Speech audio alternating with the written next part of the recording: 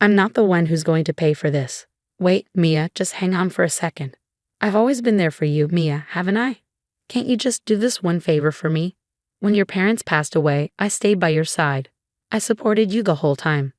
Did you get close to me because you thought my parents were wealthy business owners and you could count on what I'd inherit? That's not true. So you were after the money from the start, huh? And what if I was? So what? That's not the only reason I stayed with you. I also thought, did you enjoy having a wife who made more money than you? That's not what I meant. Did you think getting me pregnant quickly would stop me from leaving you? Look, I've done everything for you, haven't I? I've done whatever you wanted. Everything I wanted? Give me a break. You only did it for yourself. Thank goodness I never got pregnant. My name is Mia. It's been 8 years since I married my husband, Jake.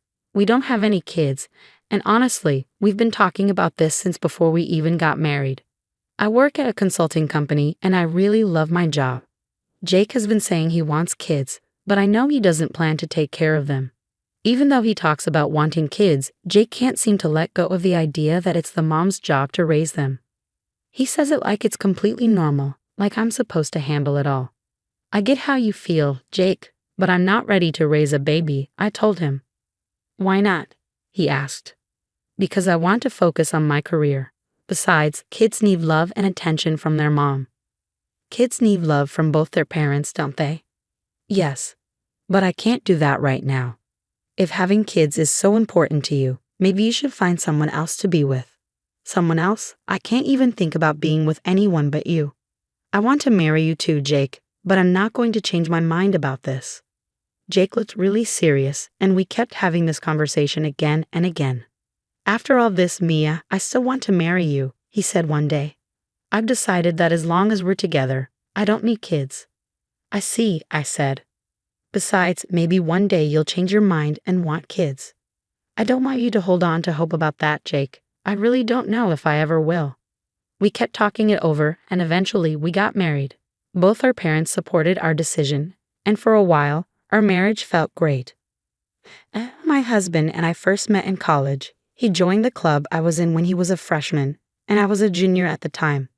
We got to know each other through the club and eventually started dating. We both loved movies, so we joined a movie critique club. We'd often go see movies together because we shared the same taste in films. One day, my husband asked me to be his girlfriend. I loved him too and thought that if I were to marry anyone, it would be him. But life is short. I didn't want to settle too much when it came to marriage. I never told my husband this, but what he said, that maybe someday I'd want kids, was right. It's not that I didn't want children, it's just that I didn't think the timing was right. I wanted to focus on my career, but if I told him that, I'd be giving him false hope. I didn't want to trick him into thinking I might change my mind about having kids, so I knew I had to be honest with myself. Now we've been married for 8 years, and we still don't have kids. Lately, I've been thinking that maybe I should focus on my job for another couple of years, build up my career, and then think about having children. But I didn't tell my husband this. To give him hope like that would be unfair, especially since he had already made peace with our decision after we talked about it seriously all those years ago. For 8 years, our marriage had been really good. But then one phone call changed everything. It was a call from the police. My parents had been in an accident and were rushed to the hospital. I went straight there, but I didn't make it in time. My parents had passed away. Just a week before, I had dinner with them, and they were both so happy. Just 3 days ago, I talked to my mom on the phone, and she sounded great. But there they were, both gone. It was so hard to accept. It was my husband who stayed by my side and helped me through the pain. After the funeral, even though Jake wasn't always the most organized, he took care of things around the house because I couldn't sleep, overwhelmed by my grief. My mother-in-law, Sarah, also came over to cook for us. It helped a little knowing I wasn't completely alone. But sadly, that support wouldn't last forever. Because of what I might inherit from my parents, money changes people. I never thought this would happen to me in real life. During the week I was off work because of the funeral, my husband and Sarah supported me, making sure I was okay. I had a job to go back to though. I couldn't just stay in bed crying all day. I pulled myself together and went back to work. My coworkers and boss were kind when I returned. My boss even tried to lighten my workload, but it didn't really help. At that time, I just wanted to focus on work to take my mind off the sadness. I asked my boss to give me more cases to handle. It made me exhausted, but at least it helped me stay distracted. Then, one day, my husband brought up my parents. I think it's time to start sorting through your parents' things. It's easier to handle if you do it soon. I didn't want to bring it up, but I can help you with it. Yeah, you're right. It's something we need to do. I'll help you. You're busy too, Mia. It's okay. I want to do everything I can for them. I couldn't take care of them when they were alive. So I want to make sure everything is taken care of now. I understand. Let me know if it gets hard. I'll always be there to help. Thanks so much. I followed my husband's advice and spent my days off going through my parents' things, documents, their assets, and inheritance. That's when I found out they left me about $2 million. After that, I kept working through the house and sorting their belongings. It took a long time to clean up the house, and it brought back so many memories. I grew up there before moving out to get married. It was full of memories. In the summer, we ate ice cream in the garden, and in the winter, we built snowmen. Thinking about those moments made me tear up. I wish I could raise my kids here, I whispered to myself. In that moment, my thoughts about having kids changed a lot. I won't hold back anymore. I'm going to tell my husband how I feel. I left with that thought in my head. But in the end, my husband and I divorced without ever discussing my feelings about having children. When I came home, my husband greeted me. Welcome home. Thanks, I'm back. Hey, your parents' inheritance, it all got transferred to you today, right, Maya? Excuse me? Well, you were talking to someone from the bank the other day, right? You were listening to the conversation. Oh, yeah, I overheard it. There was no way Jake could have heard it. I was in my study, picking out clothes when the bank called. Unless Jake had come into my study, there was no way he could have heard.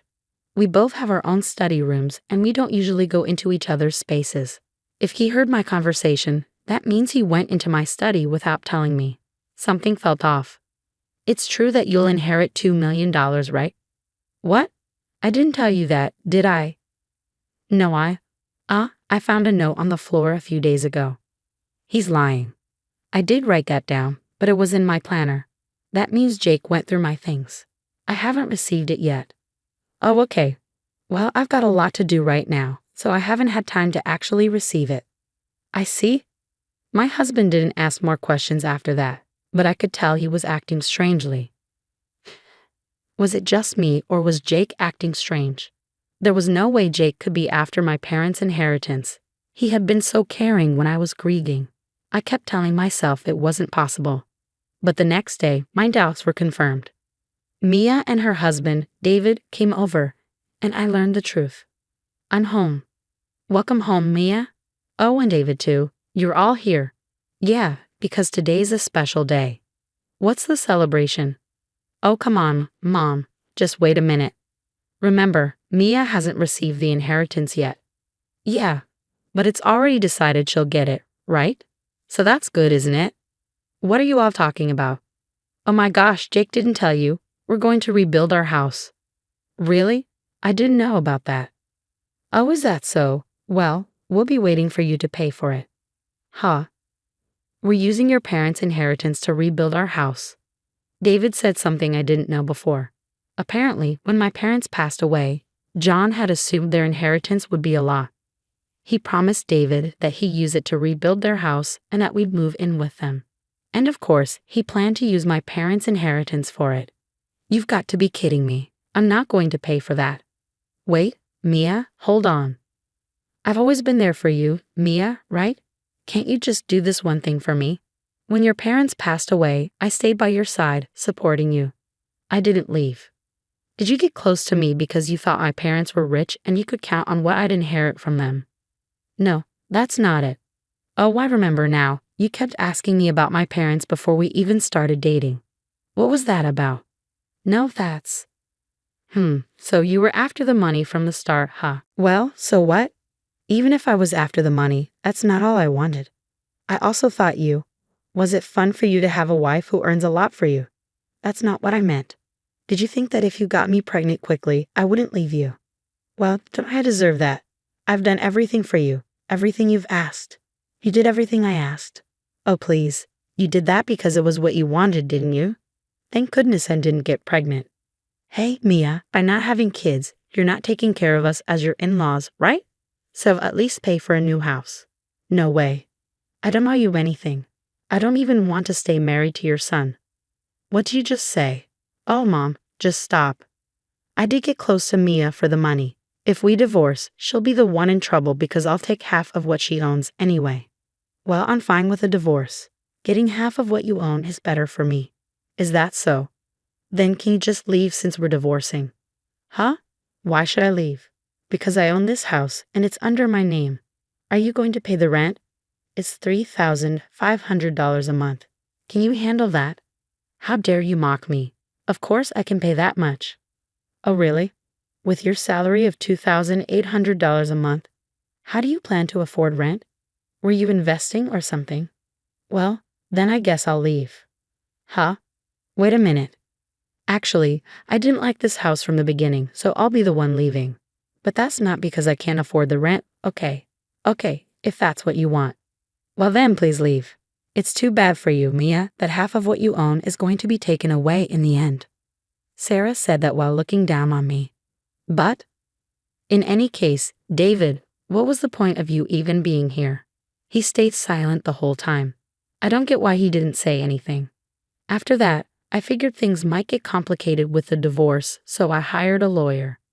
Just as I thought, both Jake and Sarah made it hard during the whole process. Of course they acted like that.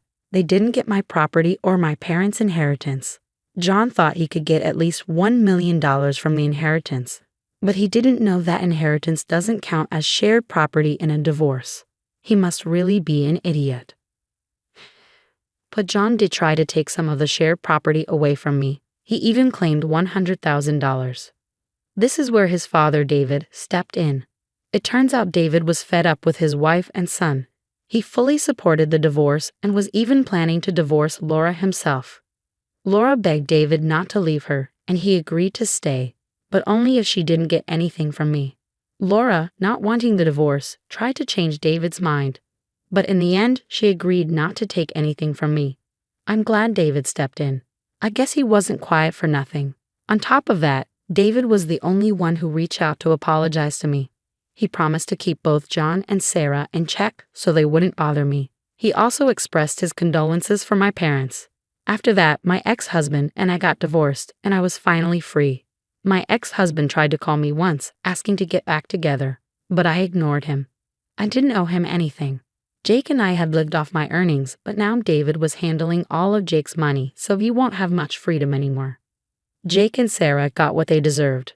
As for me, I decided to move out and live in my parents' house. 4 years later, I remarried and am now pregnant. I'm grateful to have a child, even though I'm over 40 years old. I look forward to eating ice cream in the garden with my son. So, Jake was after Mia's money from the start. He saw kids as a way to control the situation. Now, Jake won't be able to live a good life. Anyway, I'm cheering for Mia's new start. Thank you for watching until the end. Please subscribe to our channel. We hope to see you in our next video. My brother invited us to stay at his place and said we wouldn't have to pay rent or bills. I work with money and my husband Charlie fixes cars. We live in the house where I grew up. But it's not just any house. It's been in my family for a long time and used to be where my dad ran his business. My brother was supposed to take over the business, so he studied economics in college. He even went to Oxford University to learn more about running a business. After that, he came back to the US and worked with our dad for a while. When our parents retired and moved away, they gave the business to my brother and the house to me, so my husband and I decided to live there. The house is in a great spot, close to public transportation and other important places like shops, hospitals, and schools. It's perfect for us now, and even when our kids grow up and move out, we'll still be comfortable here. I'm really thankful my parents gave me this house. We were excited about our future here, but things took a bad turn unexpectedly. My mother-in-law started visiting a lot after we moved in. She kept asking about my parents' money because they used to run a business. She'd say things like, "Hey Maya, how much money do your parents have? What will you get when they pass away?" It made me uncomfortable. I didn't want to be rude, so I just said, "I'm not sure. I haven't thought about it much. They gave us this house, so maybe there won't be much money left." I tried to brush it off, but she kept pushing, saying That can't be true. They're getting old. They must have talked to you about their money. It seemed like she was really interested in their wealth, like she was expecting to get something. I already knew what I would inherit, but I decided not to tell her or my husband, who's close to her, to avoid any more trouble. Something really unexpected happened next. Out of nowhere, my mother-in-law and my brother-in-law's family moved into our house. It was a holiday morning around 8:00 a.m. when the doorbell rang. I opened it to find movers standing there. I was shocked and confused. Then my mother-in-law and brother-in-law's family showed up and said, "We're moving in here today, so take care of us." When I saw their smirking faces, I felt a shiver down my spine.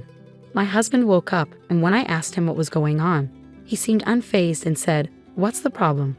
There's plenty of space in this house for all of us." He acted like it was totally normal for them to move in. As if that wasn't surprising enough, my sister-in-law said something even more unbelievable. She said, "We were invited by your brother, Maya. He said we don't have to pay rent or bills, so we're counting on you." Then my brother-in-law started barging into rooms without asking and said, "This room gets good sunlight, so we'll take it, Charlie. Move all the stuff out into the hallway." I felt really dizzy after all this happened. This is my house, but they're acting like they own it, opening doors and claiming rooms. My mother-in-law and sister-in-law's family have been pretty rude for a while. Especially my sister-in-law, who even went through my bag without asking. If they keep this up, they'll start taking over my space. I've had enough. This is my house, so why are you acting like you own it? I've had it. I want everyone to leave. I usually keep my cool and don't raise my voice, but seeing these people move into the house my parents gave me without asking and acting like it's theirs pushed me over the edge. That's why I lost control and yelled at all three of them.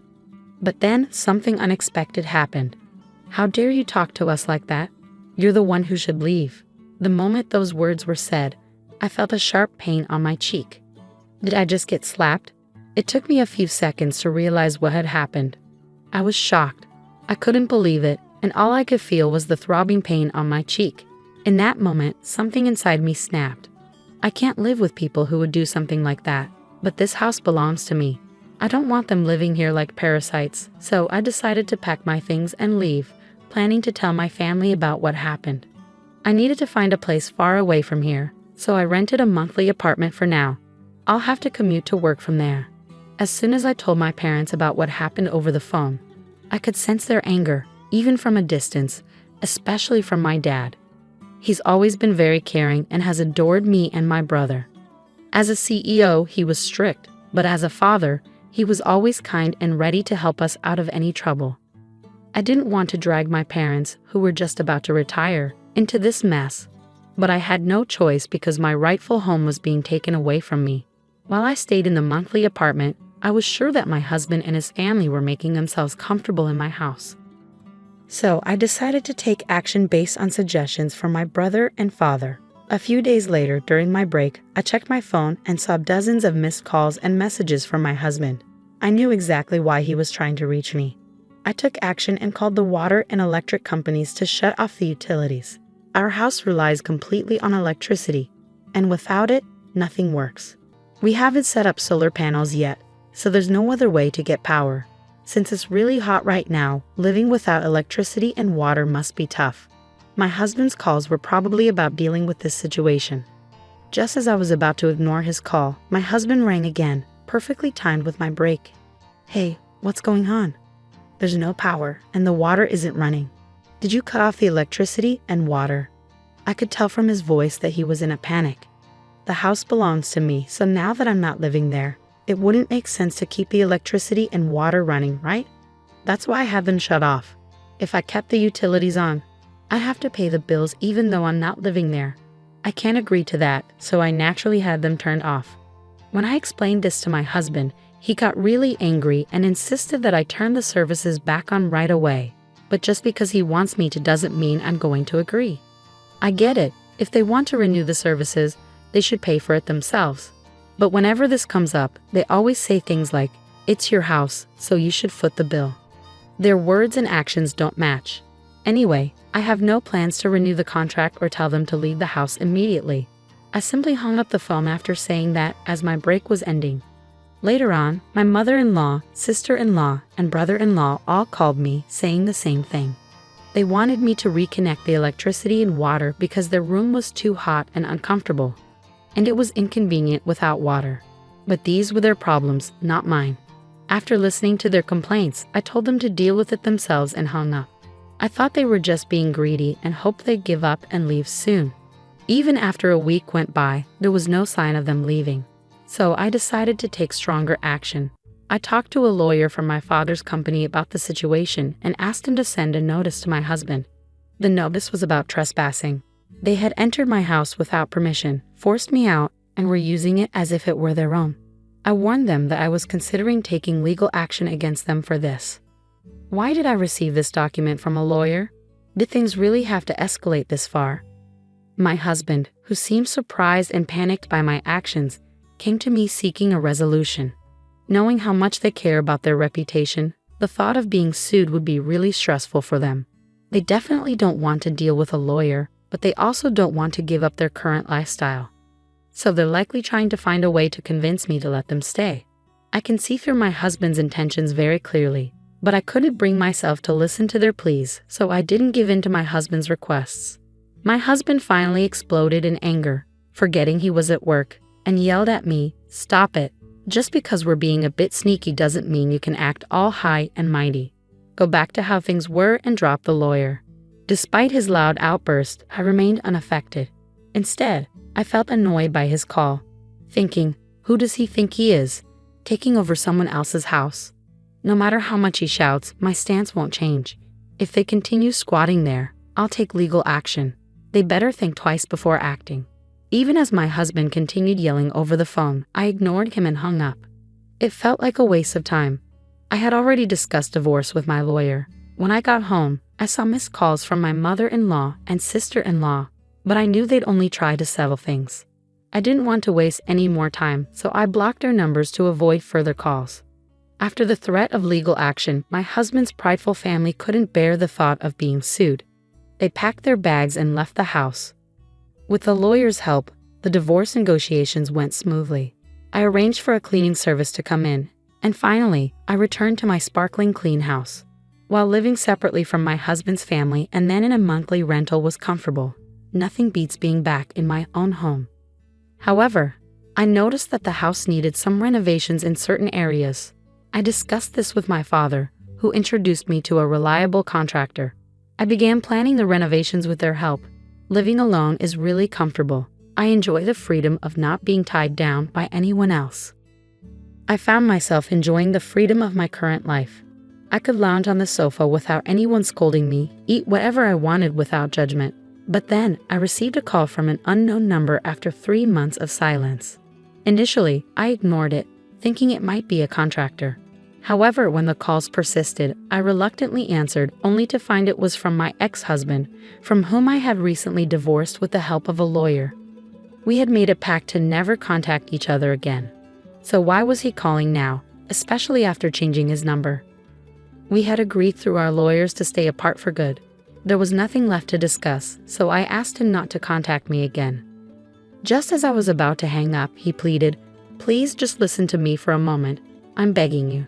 Despite my reluctance, he began speaking without my consent. It turned out his company was facing a severe financial crisis and they had decided to reduce his salary. Moreover, my mother-in-law's health was failing, rendering her unable to work. My sister-in-law and her husband couldn't contribute much to the household expenses due to his unstable job situation. Although my sister-in-law was working multiple part-time jobs, most of her earnings were going towards paying off her husband's debts. My ex-husband was struggling to make ends meet, and with his salary cut, things were only going to get tougher. After hearing all of that, all I could think was, okay, so what? They barged into my house without permission, did whatever they wanted, and even tried to kick me out. It's simply unbelievable. I feel nothing for people who would do such a thing, and I have no sympathy for them. Even if you tell me about their troubles, it doesn't change anything. They're your family, you should deal with it yourself. There's nothing I can do about it. My ex-husband started to panic even more at my words. Don't say that. We're in serious trouble. We won't even be able to pay the rent for our apartment and will struggle to buy food tomorrow. We used to be a family, right? Please help us, he pleaded, almost in tears. But I wasn't convinced. When I was in trouble, he did nothing to help, and he, along with my mother-in-law, looked down on me. Just like her, my sister-in-law and brother-in-law always belittled me. They insulted me for my appearance or my old-fashioned views. They didn't care how much it hurt me. My mother-in-law not only made things worse, but she also pressured me to have a baby as soon as possible. She forced strange herbal medicines on me, booked unnecessary doctor's appointments, and spread rumors to the neighbors that I was unable to conceive. Looking back, there wasn't a single positive aspect to my marriage. My ex-husband, who used to be kind before we got married, became a puppet under my mother-in-law's control after the wedding. On the first day my mother-in-law barged into our house, I was out for an appointment. She cried to my husband, saying she wanted to be friends with me, but the moment we met, she would badmouth me. She'd say things like, "My son seems to have lost weight. Is it because your cooking is so bad?" Whether we were at home or out. My sister-in-law and brother-in-law would join in, laughing at me. I can't deal with people who behave like this anymore. No matter what you say, my feelings won't change. I can't help you guys, so I'm going to hang up now. And please never contact me again. With that, I finally hung up the phone and blocked the new number. Knowing my ex-husband, he might change his number and try to contact me again. So I decided to change my phone number at the store over the weekend. But before that, those four broke the promise made through the lawyer and suddenly showed up at my house at 11:00 p.m. "Open up, let us in, and take care of us. We're family, you should help us." They were banging on the door, yelling loudly without considering the late hour. "What's going on at this time? Please go back home, you're disturbing the neighbors." When I went to open the door, they seemed ready to force their way in. So I tried talking to them through the intercom, but they didn't care. They continued banging on the door and causing a commotion. I couldn't believe I was dealing with people behaving so recklessly. I felt overwhelmed and considered calling the police when I heard sirens approaching from outside. It seemed a neighbor had taken the initiative as soon as they heard the police sirens.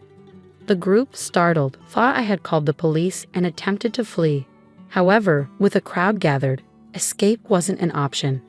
Consequently, they were escorted to the police station by the responding officers.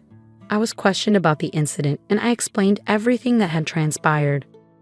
News of my ex-husband and his companion's actions spread rapidly in the neighborhood. Among the crowd was a co-worker of my ex-husband's, and by the next day, the entire office was aware of the situation. Already struggling due to a salary reduction, getting the police involved sealed my ex-husband's fate with his employer. He was fired, unable to afford his apartment rent anymore. Financial strain created tension between him and his sister's family, leading to their shared living arrangement coming to an end. Now, Charlie resides in public housing with his mother, working multiple part-time jobs to get by. Even his mother has taken on part-time work, eager to contribute financially.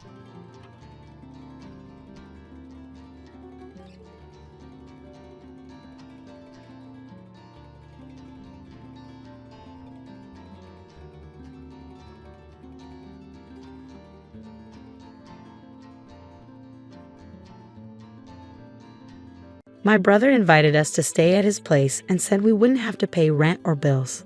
I work with money and my husband Charlie fixes cars. We live in the house where I grew up. But it's not just any house.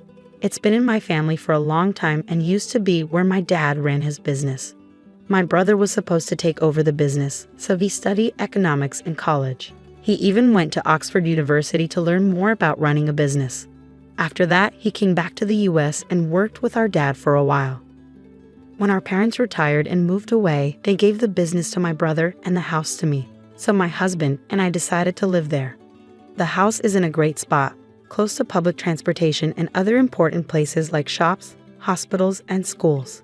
It's perfect for us now, and even when our kids grow up and move out, we'll still be comfortable here. I'm really thankful my parents gave me this house. We were excited about our future here, but things took a bad turn unexpectedly. My mother-in-law started visiting a lot after we moved in. She kept asking about my parents' money because they used to run a business. She'd say things like, "Hey Maya, how much money do your parents have? What will you get when they pass away?" It made me uncomfortable. I didn't want to be rude, so I just said, "I'm not sure. I haven't thought about it much." They gave us this house, so maybe there won't be much money left.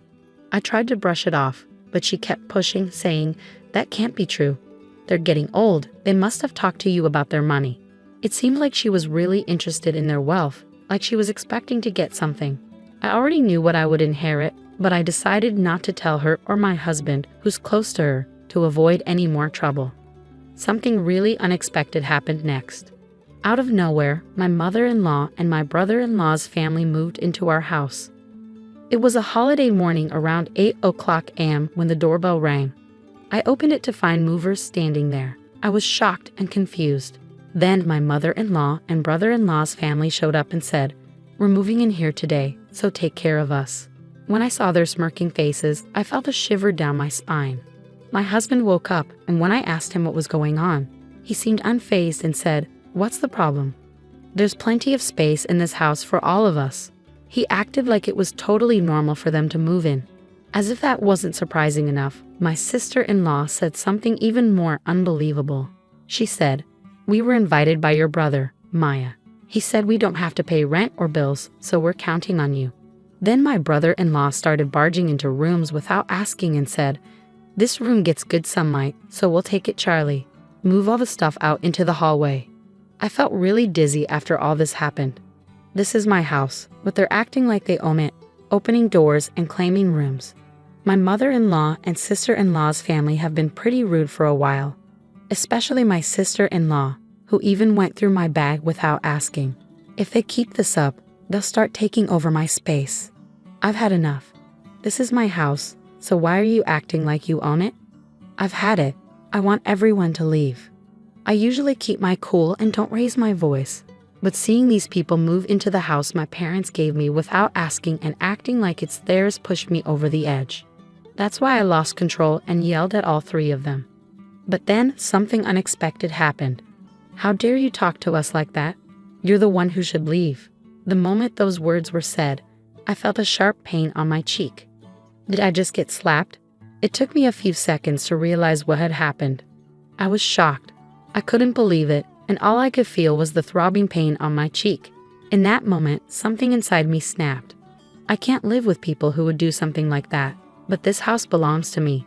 I don't want them living here like parasites, so I decided to pack my things and leave, planning to tell my family about what happened. I needed to find a place far away from here, so I rented a monthly apartment for now. I'll have to commute to work from there. As soon as I told my parents about what happened over the phone, I could sense their anger, even from a distance, especially from my dad.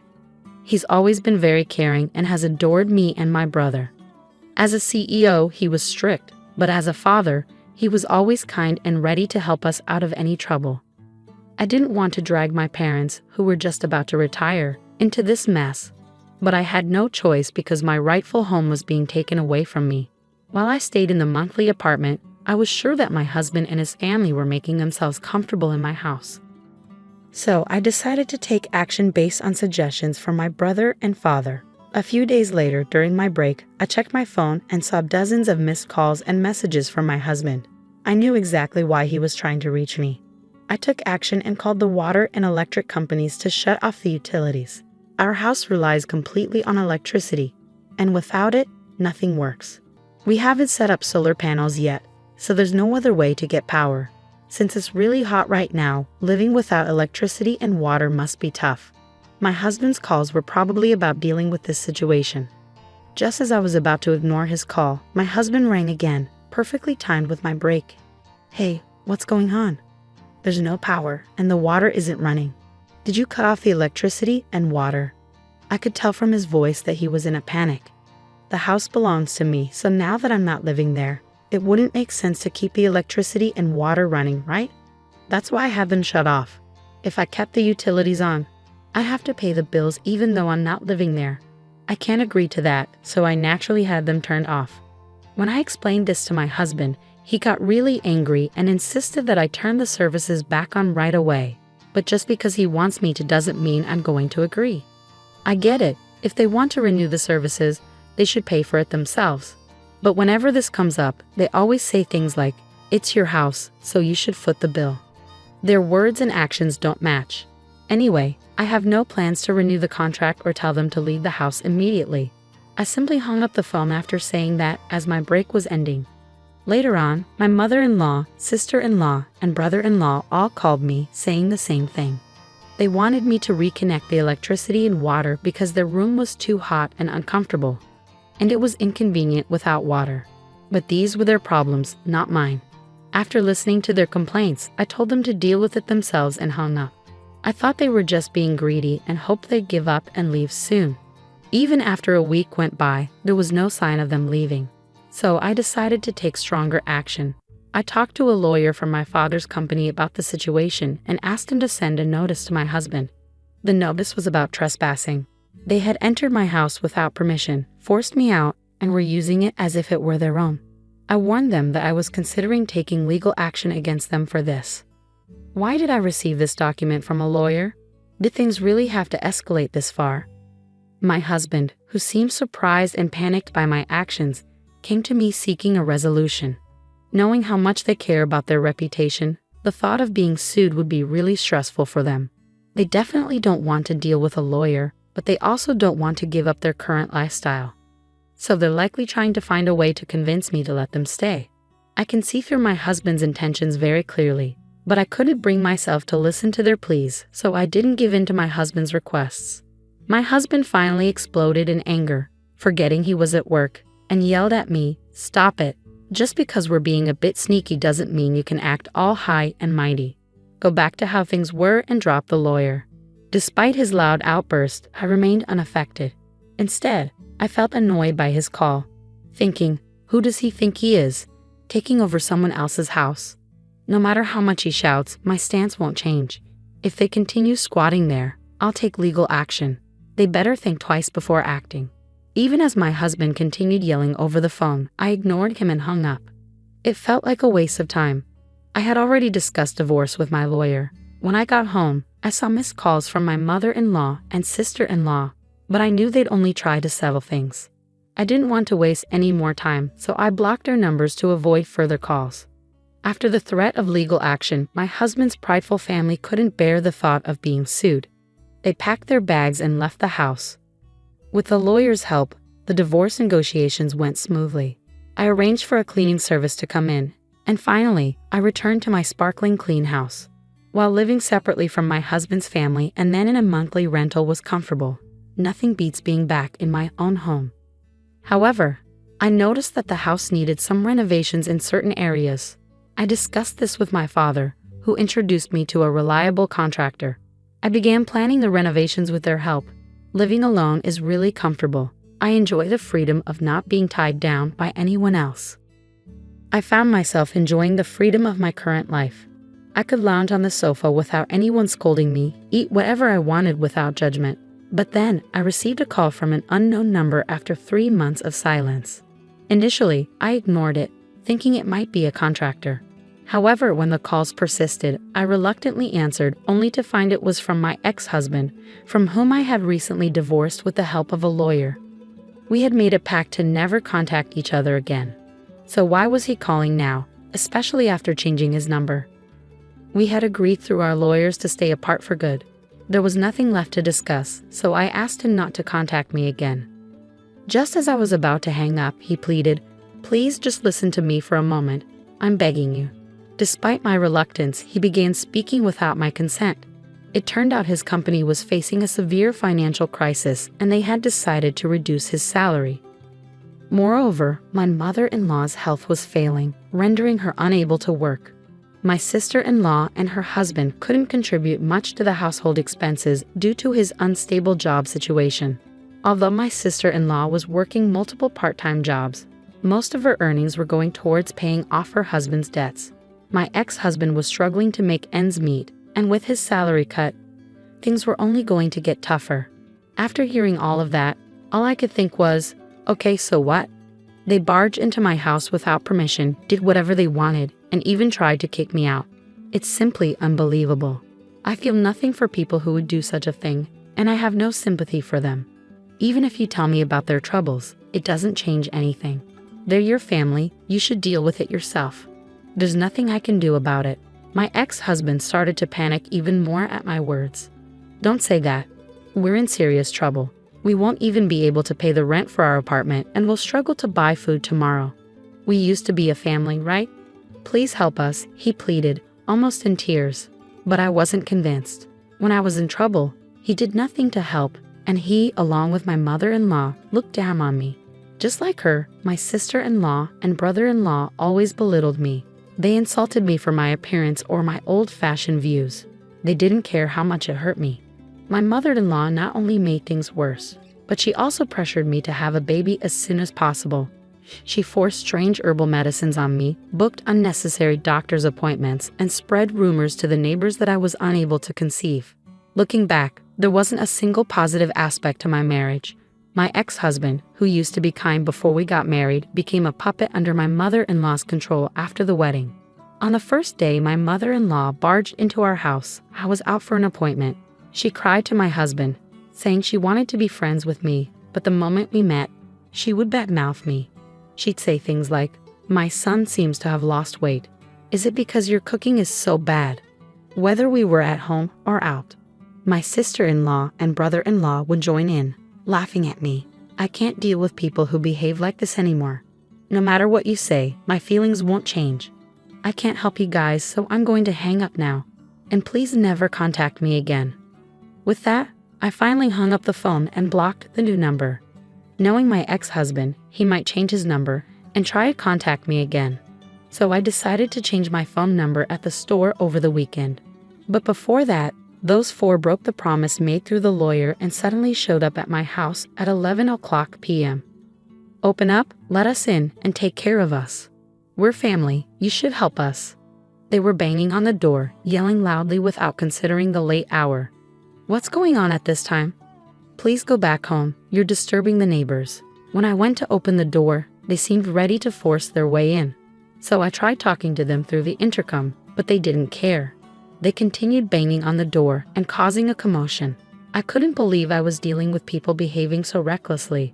I felt overwhelmed and considered calling the police when I heard sirens approaching from outside. It seemed a neighbor had taken the initiative as soon as they heard the police sirens. The group, startled, thought I had called the police and attempted to flee. However, with a crowd gathered, escape wasn't an option. Consequently, they were escorted to the police station by the responding officers. I was questioned about the incident and I explained everything that had transpired. News of my ex-husband and his companion's actions spread rapidly in the neighborhood. Among the crowd was a co-worker of my ex-husband's, and by the next day, the entire office was aware of the situation. Already struggling due to a salary reduction, getting the police involved sealed my ex-husband's fate with his employer. He was fired, unable to afford his apartment rent anymore. Financial strain created tension between him and his sister's family, leading to their shared living arrangement coming to an end. Now, Charlie resides in public housing with his mother, working multiple part-time jobs to get by. Even his mother has taken on part-time work, eager to contribute financially.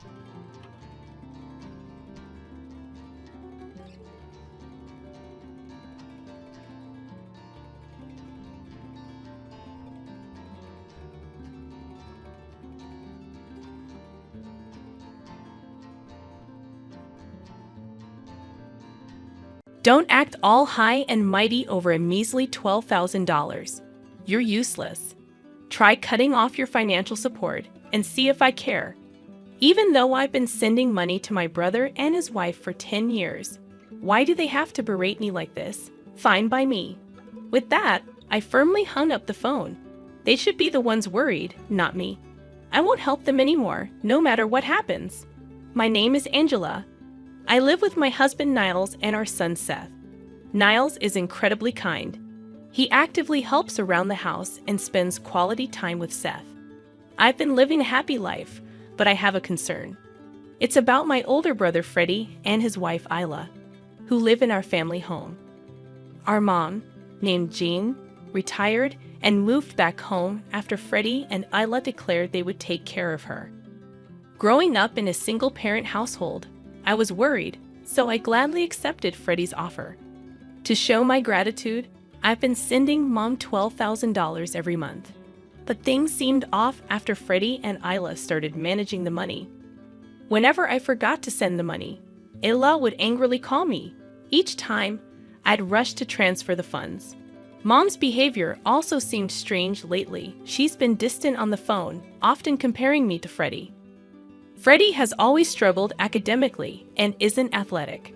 Mom used to complain about how Freddie didn't study as much as I did, but now the tables have turned.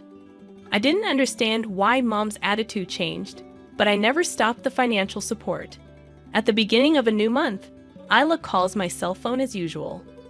"Did you forget this month's money? What's the deal?" she scolds. "I'm sorry. I'll transfer it right away." "You're so clumsy. How do you even manage to raise a child?" Illa berated me, urging me to transfer the money quickly. I felt like I was being extorted and uneasy about the whole situation. Is this how financial support is supposed to work? Isla's aggressive behavior started when she first met our family. The first time she saw me, she scoffed. "Who's this plain girl?" "Freddie's sister." "No way." I was taken aback. I never expected such a comment from someone I just met. Mom defended me, and I remember that clearly. Ayla's attire was a miniskirt and a flashy leopard print jacket. "Isn't it inappropriate to wear that to meet your fiance's family?" I thought so, but I didn't say anything. Ayla's behavior only escalated from there. I vented to my husband, who was also upset.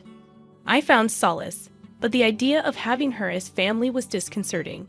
However, Freddie wasn't the most sensible person either, so I assumed I'd get used to it. Their behavior worsened after moving into the family home. I wondered if Mom was okay living with them, but with work and raising Seth, I couldn't visit Mom and was left in the dark about the details of her well-being. Amidst our busy lives, Mom suddenly called at the end of the month as usual. I had just dropped my son off at the child care center and was about to head to work when I received a phone call from her. "What's wrong?" I asked, but Mom sounded furious. When I asked her to explain, she said something outrageous. "Where's this month's money?" I was shocked. I had already sent the money at the beginning of the month. I told her I transferred it to Freddie's account, but she angrily claimed she hadn't received it. Surprised, I asked her to check again, but she wouldn't listen. "You've become so irresponsible after all I did to raise you. Right now, you're sending less money. You're so ungrateful." I did send the $12,000. Enough excuses. Send the $12,000 now. If I don't get it next month, I'll cut ties with you. Learn from Freddie. He always sends $500 on time. Why am I expected to send $1.02 to 000 when Freddie only sends $500? Angry, I yelled back that I did send the money and hung up. It might have been a bit childish, but I wanted to be clear about the money. If Mom's going to unfairly scold me again next month, I need to check in with my brother. There's a chance his wife is up to something. Determined, I headed to work, my footsteps echoing with frustration. The next month, as usual, I got a call from my sister-in-law. "Did you forget this month? I always tell you to transfer at the beginning of the month, don't I?" I asked her about Mom's behavior last month, to which she responded, "Oh, she might have been a bit upset, but I leave everything about Mom to Freddie. If you're concerned, ask him. More importantly, make sure you transfer the $1.02 to 000. Got it?" She hung up without waiting for an answer. Taking her advice, I decided to contact my brother. "Hey, I wanted to talk about Mom," I said. He responded with annoyance. "What now?" I told him about the angry call from Mom last month and how she was upset about not receiving the money. To my shock, he said, "We're struggling too." Since moving back home, we decided to give Mom $500 from your $12,000 and $500 from my salary. We used the rest this month. We had some extra expenses, so we used all of your $1.02 to 000. I was stunned. I couldn't fathom that my money was being used by my brother instead of Mom. Filled with anger, I confronted him, but he skillfully dodged my questions, leaving me feeling helpless. I hung up, contemplating whether I should inform Mom about the situation. Calling her, I relayed everything my brother had said, but she refused to listen. "You're just making excuses. You probably didn't send the money this month either. I sacrificed so much for you, and this is how you repay me, Mom said, tears streaming down her face. Feeling helpless, I asked Mom to switch to a video call to prove that I had properly transferred $12,000. Mom hesitated but eventually switched to a video call. I displayed my bank card with the transaction history, hoping she would understand. However, Mom remained skeptical. You probably faked this. I heard on the news that it's easy to make these things now. Just pay this month's amount, and we'll talk after that, she insisted. I transferred the $12,000, hoping that it would resolve the issue. Mom, acting high and mighty, demanded to see my brother's bank card as well before hanging up. Trusting Mom and my brother, I transferred the money for the current month, believing that she would realize I was right. However, a few days later, I received another angry call from Mom. Confused, I waited for her to explain. She angrily claimed that she hadn't received the money for this month and was struggling to make ends meet. I insisted that I transferred the money on the day I called her and suggested checking with my brother. When I called my brother, he responded gruffly, claiming that Isla had the bank card, and it was none of my business how they used the money. Frustrated, I contacted my sister-in-law, who nervously laughed and admitted, "Oops, got caught. I saw the transfer from you and immediately withdrew the $12,000 to buy a designer bag. I plan to repay it soon, but I work part-time and haven't received my paycheck yet." I was incredulous. That money was intended for Mom, not for their leisure. Angrily, I demanded she return the $12,000. However, my sister-in-law snapped back, "Don't act all high and mighty over just $1.02 the 000. You're useless. You're a full-time worker. You must have more money. Just transfer another $1.02 the 000. I was furious. I couldn't believe my money was being used like this. That weekend, I went straight to my parents' house, and my brother and sister-in-law seemed surprised by my sudden visit. Mom welcomed me in, asking if I brought the money. I stated that I had transferred the money and wanted to confirm it, intending to see my brother's bank card. When I confronted my sister-in-law, she made a disgusted face. "Ila, you have the bank card, right? Show it to me." "Why should I show it to you?" "Because I transferred $12,000 to my brother's account," I insisted. However, she refused to show me. "You said you'd return it, right? You've received your paycheck by now, haven't you?" When I glared at her, she tried to dodge the question. "You're trying to blame me for not transferring, aren't you? I've transferred it properly." As we argued, Mom shouted in anger, "Angela, enough. I thought you brought the money. Ila would never misuse it." She pushed me towards the door. "If you came here for that, then go home. You're no longer my daughter." In my anger, I retorted, "Fine, I'll stop sending money. You might not know, but my brother and his wife aren't as good as you think. They told me they only give you $500 out of the $1 and 2 cents the 000 I send. They're deceiving you." "You're lying." "Then I won't send money anymore," I declared. My brother sneered. "Go ahead and stop. If you do, we're done." Gladly, I left my family home with those words. "I'm done. I won't help them anymore, no matter what happens." When I told my husband about what happened at my family home, he comforted me, saying, "Angela, you've been sending $12,000 for 10 years. It's okay to stop. Don't worry about it. Plus, your brother and his wife are there, right? They'll manage somehow." "You're right. I'm sorry it came to this. It's okay. It's not your fault. Besides, sending money is a gesture of goodwill, right? Everyone's an adult. If they wanted to, they could get full-time jobs. You don't need to worry about them." Hearing that from my husband, I felt reassured. Right. Sending money is a matter of goodwill. My brother is an adult and has ways to earn money. I don't need to support my brother and Mom's life, nor should I be forced to. I guess I've always felt obligated because I've been cleaning up after my brother and Mom's mistakes for so long. I've always wondered why you had to take care of your family and brother. It seemed strange, but I thought you were okay with it. Then it was fine. But now your family is me and Seth, right? You can help your family and brother if something happens. But you don't need to guarantee their livelihood every month. Hearing that from my husband felt like a weight had been lifted off my shoulders. Then, in the middle of the next month, my mobile phone rang incessantly. It was my brother and his wife. I had planned to sever ties with them, so I was curious about the call. Hello? Why didn't you send money this month? I told you I'd stop. Besides, you don't need it. You have each other, huh? Are you sure about that? We're done. I have nothing to do with you anymore, I said, hanging up. That evening, my sister-in-law was waiting outside my house when I returned from work, holding my son's hand. I was taken aback as she approached me aggressively, berating me in the hallway of my condo. Do you think you can get away with this? What do you mean? We've cut ties. Don't come here again. Hearing that, she stomped her foot in anger, yelling and cursing. Someone from the neighborhood must have called the police because they arrived shortly after. She was taken away by the police. In disbelief, I immediately called my brother. Lus stormed into your place and got arrested. Why did that happen? It's cruel of you to call the police. We're family. I didn't call them. Someone else did. Can you please have her stop asking for money?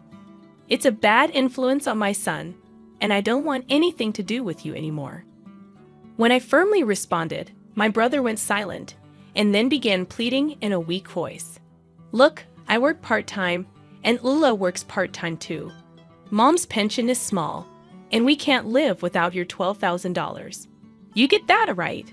Most of the $12,000 goes to Lula's leisure, so you should be fine, right? No, it's not like that. Sure, she spends a bit recklessly. But we need the $12,000 for our lives. Please send it this month. Why should I support you? You probably only give Mom $500 anyway, I replied, hanging up. I decided never to answer calls from my brother or sister-in-law again. I received many texts from my brother, but I only looked at them and ignored them. My sister-in-law kept trying to contact me, which was annoying. But maybe because she was arrested, she didn't come to my house. A few months later, I finally got a call from Mom. Angela, Freddie hasn't been giving me money lately. I'm struggling. I was mad before, but I realized I only have you. Mom's voice sounded weak. She then started complaining about how my brother and his wife had been treating her lately. They're terrible. They don't even give me $500 now, and they're living off of my pension. I told them to get full-time jobs if they need money, but they don't listen. Lud is hardly ever home. What should I do? Mom began to cry in a heartbroken voice. However, I didn't feel sympathy for her. I had trusted both Mom and my brother, but they betrayed me. On top of that, they told me we were done to begin with. I went to college without borrowing money from Mom. I even paid off my brother's student loans that Mom had been burdened with. That's more than enough. Mom, if you don't want your pension taken by them, why not kick them out of the house? They're adults. They can manage on their own. I gave that piece of advice and ended the call with Mom. She seemed to want to say more, but I had made up my mind not to get involved. They can figure things out on their own. I have my own challenges to deal with. In the end, it seems Mom kicked out my brother and his wife because of their terrible attitude. Having been evicted, they apparently moved into an old apartment. Since that incident, Mom hasn't been very involved in my life, perhaps feeling awkward. Once my brother called, he kept trying to contact me, and when I answered, he said they were in debt because of his wife's excessive spending. He asked for help, but I ignored him. I no longer see Mom, but I live happily with my son and husband.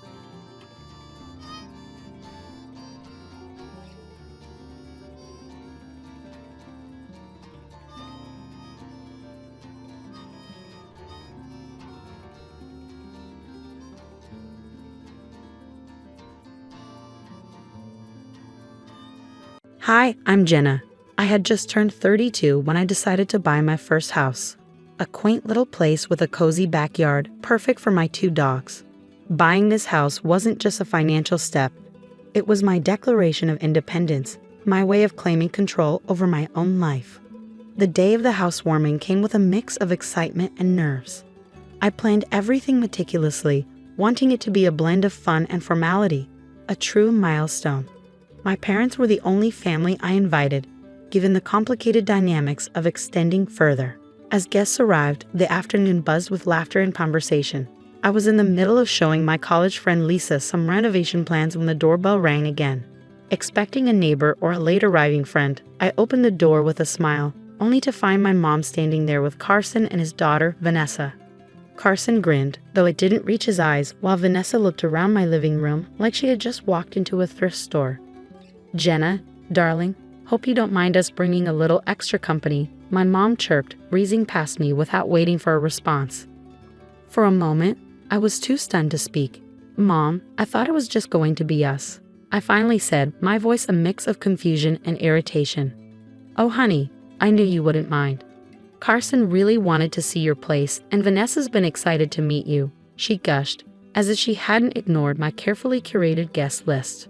As the party went on, I tried to push down the frustration, thinking maybe it could still be a good day.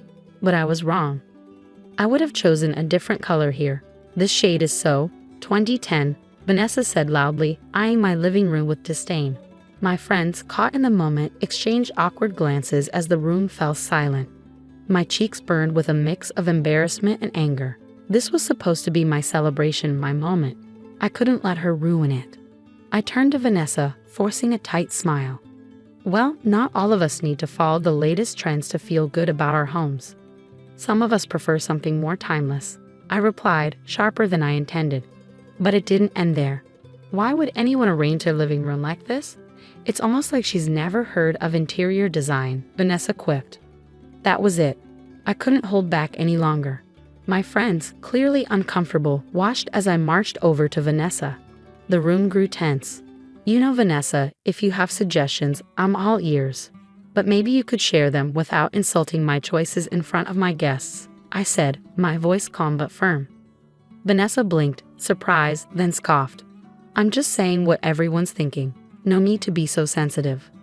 Judging by the supportive looks from my friends, they weren't thinking anything of the sort. Despite the awkward tension, I could feel them backing me up. Just as I thought things would cool down, my mom pulled me aside, her face tense with anxiety. "Jenna, could we talk in private?" she asked softly. In the hallway, away from the party, she dropped the bombshell. "Honey, I know it's a lot to ask, but could Vanessa stay with you for a while? Just until they sort out their living situation." Her request hit me like a punch. "Mom, I can't.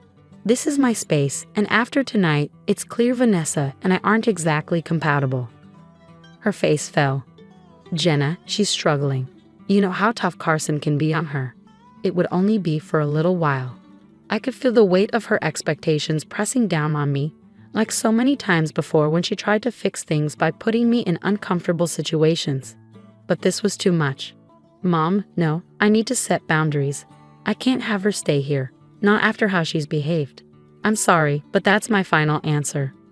The hurt in her eyes stung, but I knew I had to stand my ground. As she walked away, her shoulders slumped, and I felt a strange mix of triumph and dread. I had finally stood up for myself, but I knew this wasn't the end of it. As the party wound down and the last guests left, the house felt quieter, almost eerie. The echoes of laughter were replaced by a stillness that settled heavily in the air. I started cleaning up, the simple task grounding me. Each dish I washed, every crumb I swept, felt like I was trying to clear away not just the physical mess. Debris wasn't the only thing I was trying to clear away.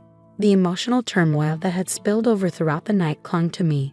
Lying in bed later, with the house dark and still around me, I replayed the evening in my mind. My spine tingled with the apprehension of what was to come. Vanessa's smug smirk, Carson's disapproving glare, my mother's disappointment, they all haunted the edges of my thoughts. As sleep finally claimed me, I clung to the hope that maybe the fallout wouldn't be as bad as I feared. But deep down, I knew better. This was just the beginning, and the repercussions of my refusal would ripple further than I could imagine. The next morning started out ordinarily enough. Coffee, a quick scroll through emails, and a mental to-do list for the day. But that normalcy shattered with a ping from my phone. A security alert from my home system. Panic gripped my chest as I viewed the live feed. Someone was at my house.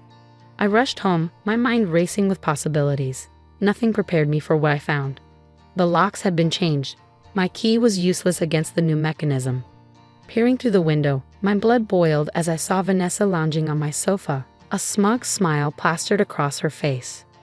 "What are you doing in my house?" I shouted through the door. The door swung open and there stood Carson, grinning wide and unwelcoming. "Oh, Jenna, we thought we'd take you up on that offer to stay after all," he sneered, his voice dripping with mock sympathy. "There was no offer, Carson. Get out of my house now," I snapped, my voice sharp with a command I hoped would cut through his arrogance. Carson leaned lazily against the doorframe, his posture relaxed in stark contrast to the rising anger in my voice. Now, Jenna, let's not be hasty. You wouldn't want to upset your mother, would you? You know how she feels about the police." His words hit their mark. Carson knew exactly how to manipulate the situation.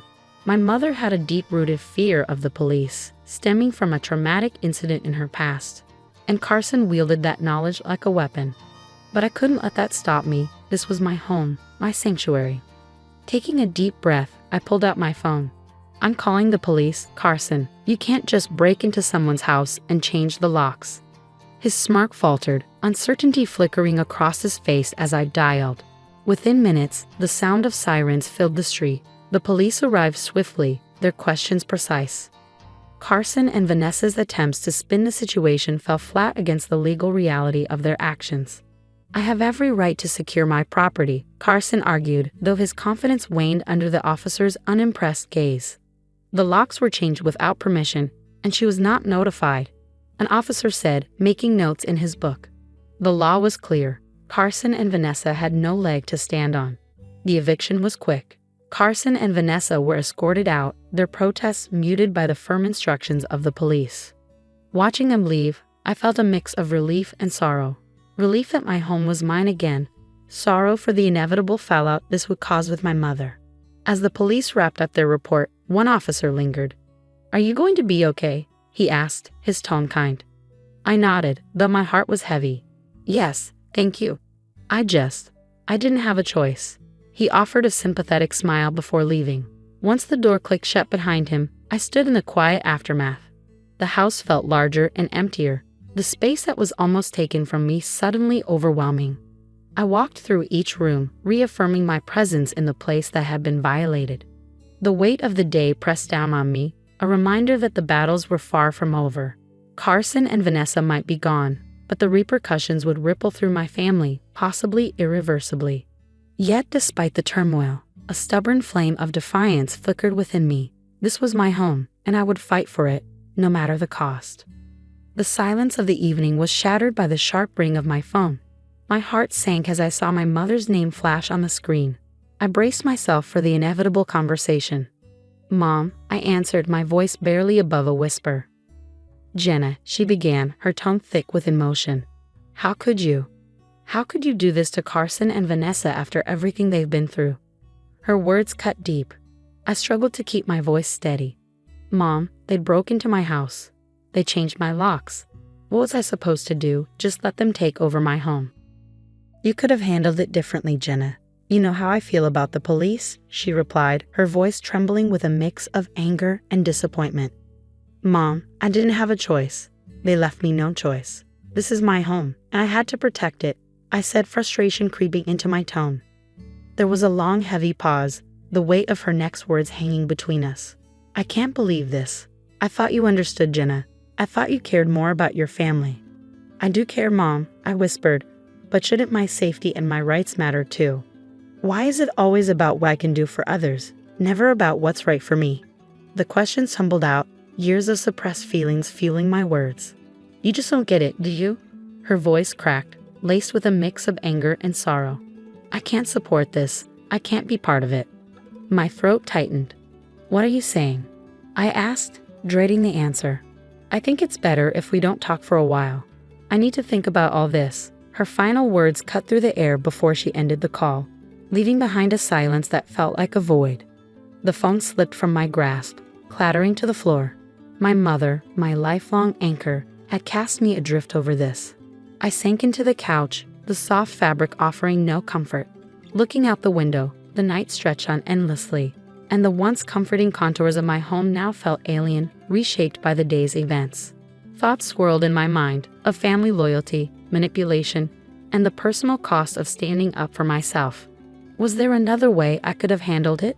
A path that wouldn't have led to this rift? As the night drew on, I wrestled with those questions. Manipulation wasn't just about coercion. It was about making someone feel guilty for holding their ground. Carson had used my mother's fears to control me, and now my mother was unintentionally doing the same with her disappointment. By dawn, a quiet resolve had settled over me. Protecting my emotional and psychological space was just as vital as defending my physical one. The rift with my mother was painful, but it was necessary for my growth. Standing in the stillness of the early morning, I knew that while the battle for my home was over, the journey to reclaim my life had just begun. As days turned into weeks, the sting of my mother's words faded into a persistent ache, a constant reminder of the price of my newfound autonomy. Her silence was deafening, but with each passing day, I found pieces of myself I hadn't realized I'd lost in the fray of family obligations. My home, once a battleground of invasion and conflict, began to transform back into the sanctuary I had envisioned. I repainted the living room, erasing the remnants of Vanessa's scornful remarks. With every stroke of the brush, I reclaimed my space. New locks, stronger and more secure, clicked reassuringly under my fingers, symbolizing the boundaries I was learning to set. In the solitude of my reclaimed home, I discovered a resilience I hadn't given myself credit for. Friends and neighbors, aware of the ordeal, rallied around me. Their support soothed the isolation my family's absence had left behind. Dinners, movie nights, and long walks with those who chose to stay by my side filled my days, reminding me that family isn't only about blood, it's about who stands with you when the ground falls away. The fate of Carson and Vanessa became a distant murmur, their paths diverging from mine in the wake of their eviction. Rumors of their struggles occasionally reached me through mutual acquaintances, but they no longer held sway over my emotions. My focus was on rebuilding, on fortifying the life I chose, rather than the one imposed upon me. One crisp morning, as I stood in my garden planting seeds that would one day bloom into vibrant flowers, I realized this was what true independence felt like. Not the absence of conflict, but the presence of peace in its aftermath. The estrangement from my mother was a deep scar, one that might never fully heal, but it was also a testament to the lengths I would go to protect my peace. The journey to self-empowerment is often a solitary one, fraught with tough decisions and painful reckonings. But as I looked around the home I fought to protect, I knew it was worth it. Here, in my home space, I was free to live life on my terms, surrounded by those who respected and supported my boundaries. This wasn't just a house, it was my declaration of independence.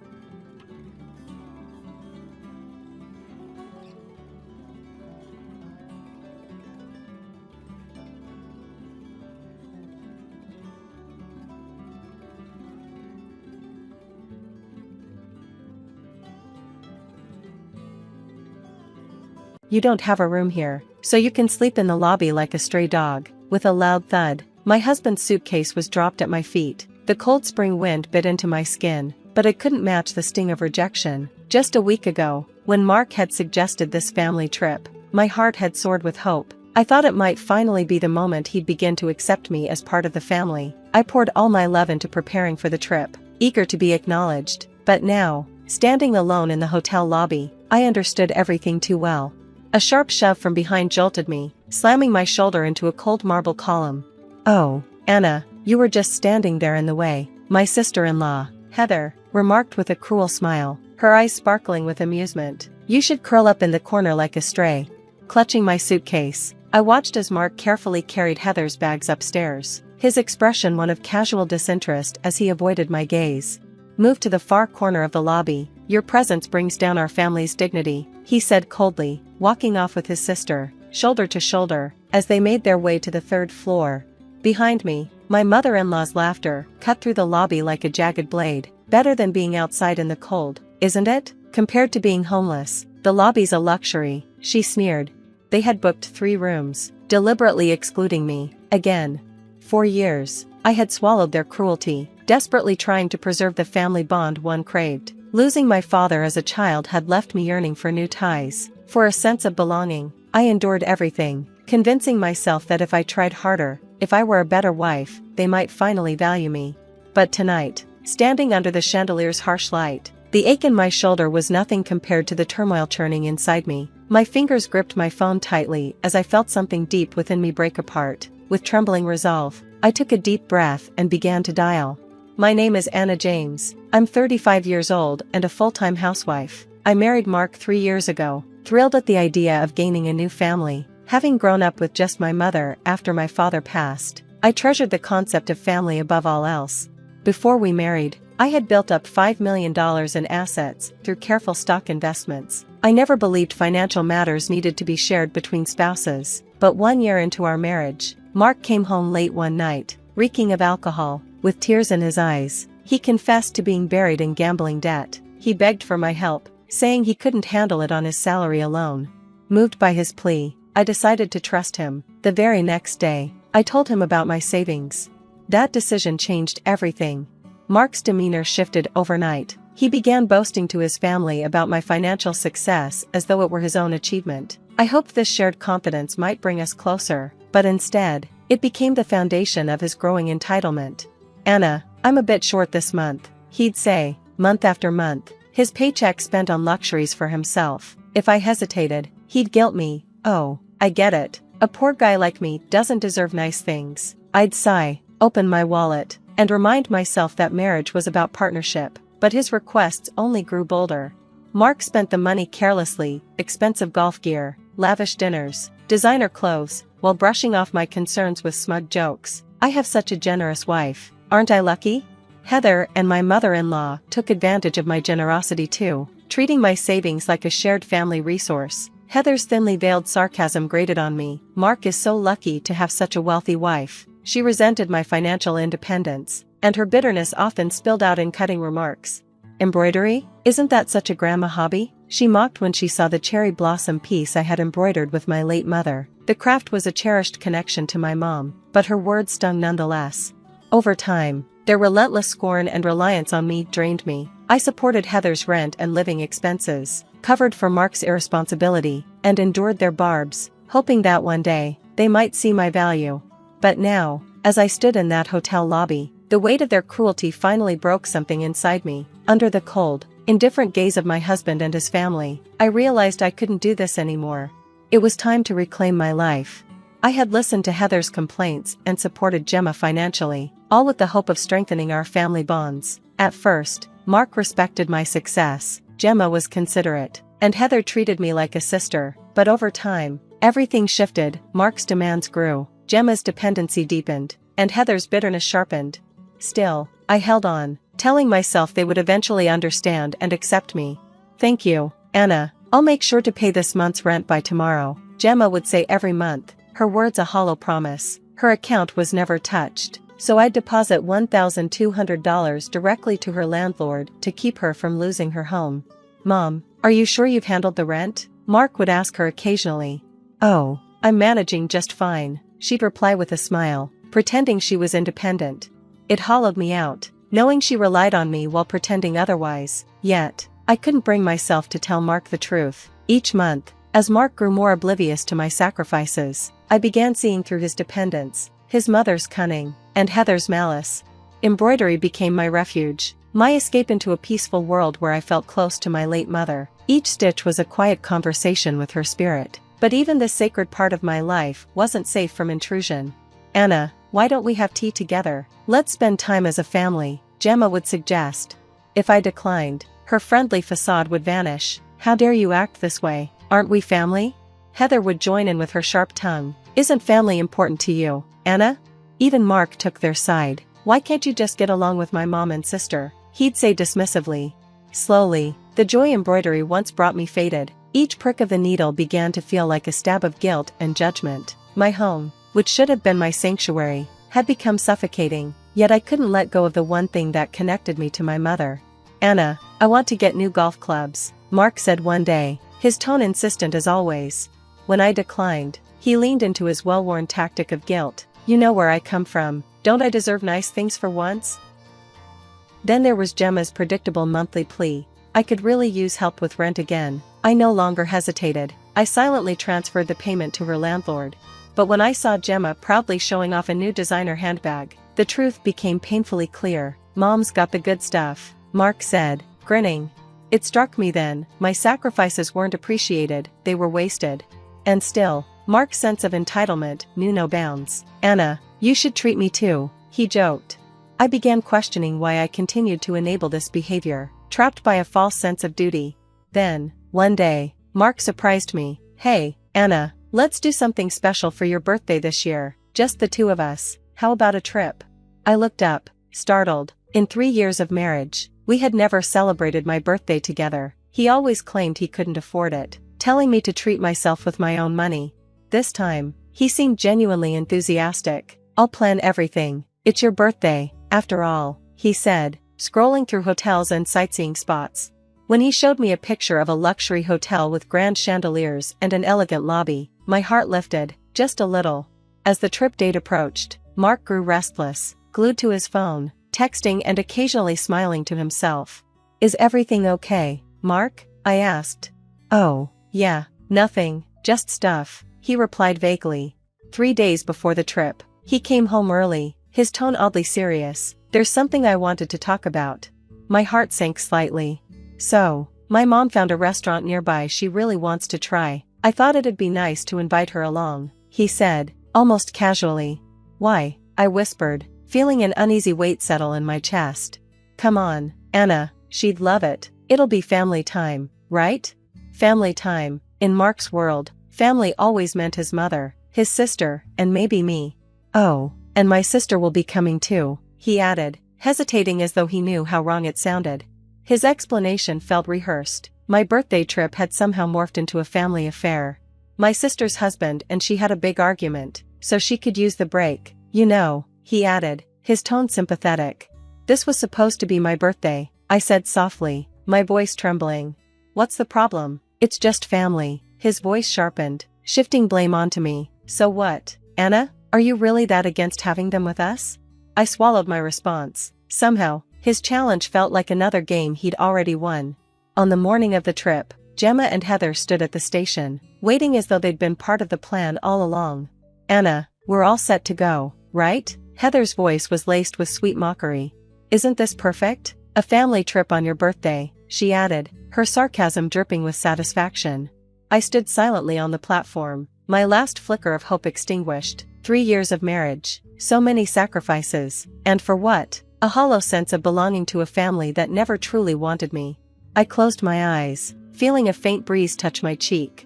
Oh Mark, I'd love one of those nice lunches, his mother said, her voice piercing and intentionally loud. She looped her arm through his, looking right past me as if I were invisible. Sure, Mom. Anna, can you pay for it? Mark held out his hand without so much as a glance in my direction, his attention focused entirely on his mother and sister.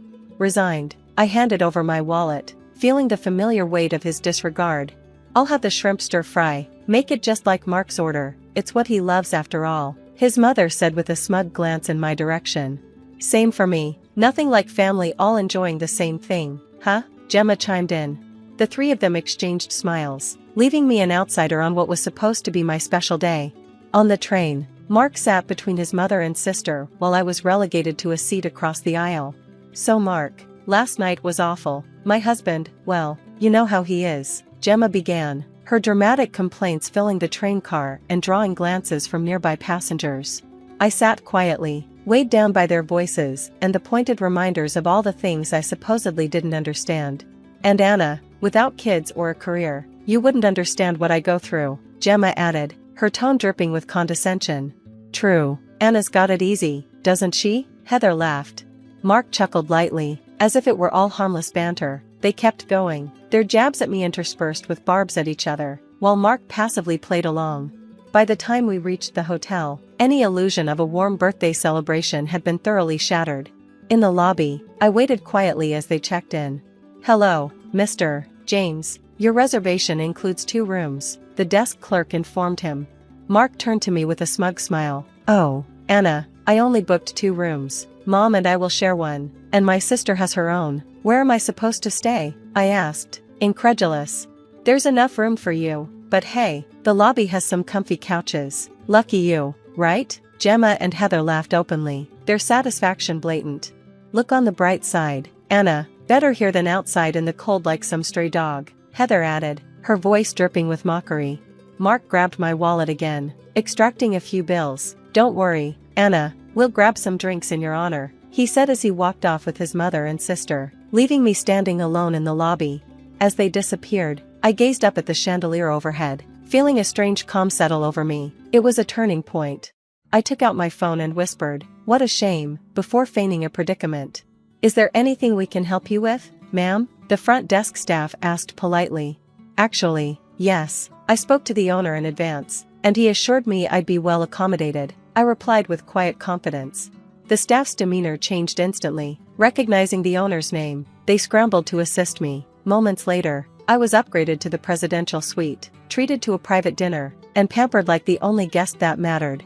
By the time Mark and his family realized where I was already enjoying a gourmet meal in peaceful luxury. Mark's panicked texts went unanswered, his growing frustration adding to my quiet triumph. For once, I savored my birthday without their scrutiny, knowing this marked the beginning of my freedom. The next morning, I left the hotel as quietly as I had arrived, settling the bill on Mark's credit card. It was time to reclaim my life, leaving them to face the consequences of their own pettiness. Later that morning, back at the hotel, Mark and his family were in a frenzy. "This has to be a mistake," Mark exclaimed, pale-faced, as the front desk calmly explained the charges. The realization dawned on him, his card was maxed out. "What kind of woman would do this to her husband? She's shameless," Heather shrieked. The hotel staff, maintaining their professionalism, informed them they'd be allowed to settle the bill later, a courtesy, thanks to my connections. But they had no idea how this would impact their social standing.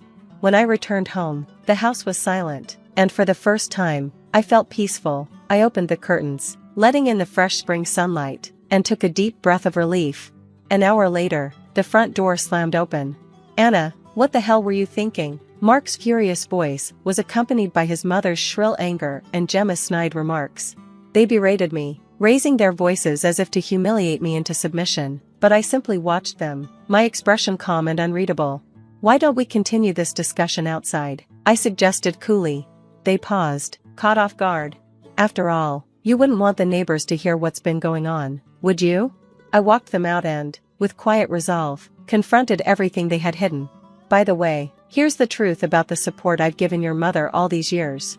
Mark's face twisted as I revealed how I'd quietly covered his mother's rent for 3 years. "Starting this month, that arrangement is over," I said firmly. His mother's arrogance melted into desperation. "But Anna, please, you can't just stop like this." "I can, and I already have." I informed Gemma that her petty social media posts about me were well documented and shared with her husband, who was already filing for divorce. One by one, they understood the weight of their choices. They had bonded over their disdain for me, but now, unable to face one another, they were truly alone. A few weeks later, Mark came by to collect his belongings. "Can't we start over?" he asked, his voice full of desperation. "You spent years treating me like a monster wife, didn't you? Well, I hope you enjoyed it," I said calmly. "There's no need for me to act like the villain anymore. This is the end." Days later, a package arrived. Inside was one of my cherished embroidery pieces, carefully wrapped, with a note of apology from Mark's niece. It was a small but powerful reminder that kindness and understanding don't come from force, they come from genuine connection. Soon after, I began teaching embroidery classes, pouring myself into the craft my mother had taught me. Each stitch deepened my sense of peace. I had finally built my own circle of support and joy, not through obligation, but through love and authenticity, just as my mother would have wanted.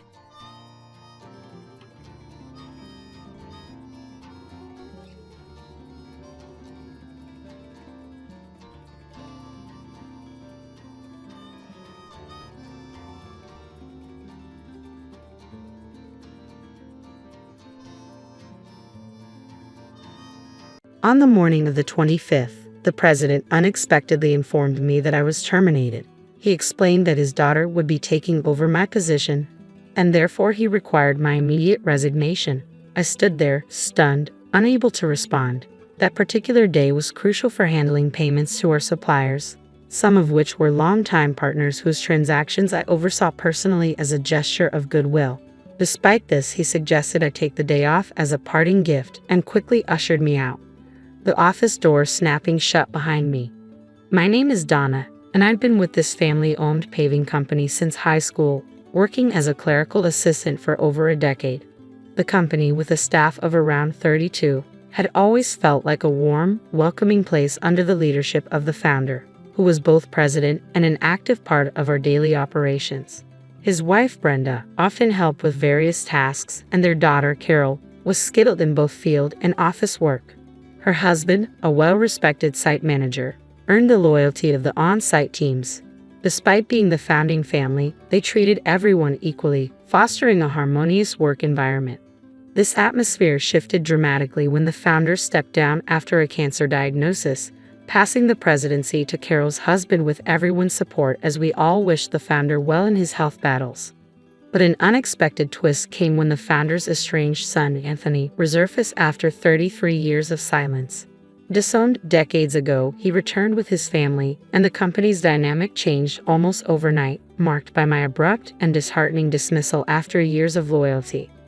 I hadn't known about Anthony's past until his sudden reappearance. Longtime employees shared stories of his troubled youth, recounting his frequent run-ins with the law and multiple instances where his parents had to smooth things over. His issues escalated as he dropped out of high school and became involved in multi-level marketing schemes and fraud, which eventually led his father to disown him. After years of estrangement, Anthony had returned, claiming to have recognized his mistakes and pleading for forgiveness. This tense reunion unfolded in our compact office layout with little space separating the clerical area from the president's office. He expressed his desire to start anew and work for the company, but given his past, it was hard to take his intentions seriously. Nevertheless, the chairman requested that we all give Anthony a chance, asking for a fresh start. Carol and the other senior employees, aware of Anthony's checkered history, struggled to embrace his return but respected the chairman's wishes. Soon after, Anthony and his family moved into an annex of the chairman's house, with Anthony joining the company and his wife helping with household responsibilities.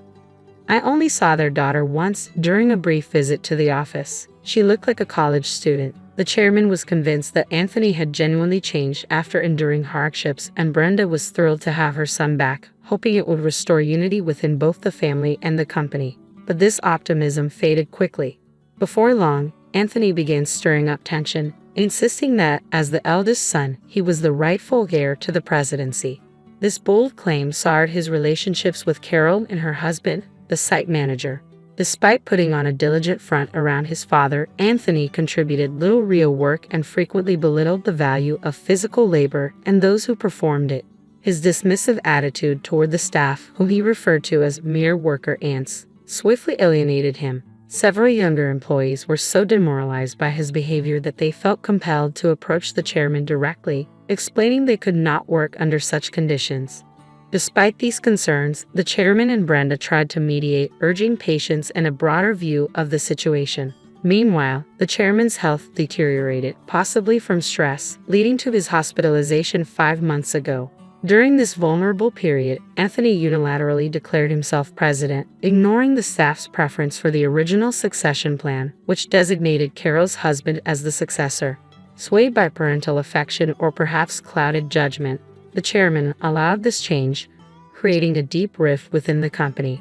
Many employees saw this decision as biased and damaging to the company's previously positive atmosphere.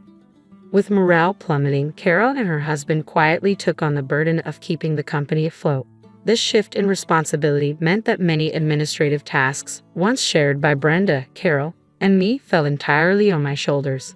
I often found myself working late into the night to keep up. Meanwhile, Anthony's commitment was minimal. He spent much of his time at hostess bars, betting on horse races, and gambling. Our interactions grew particularly tense after I confronted him about misusing the company credit card for personal expenses. While I had overlooked a few questionable charges in the past, this incident was impossible to ignore. Returning the receipt to him, I said firmly, "I can't approve this expense."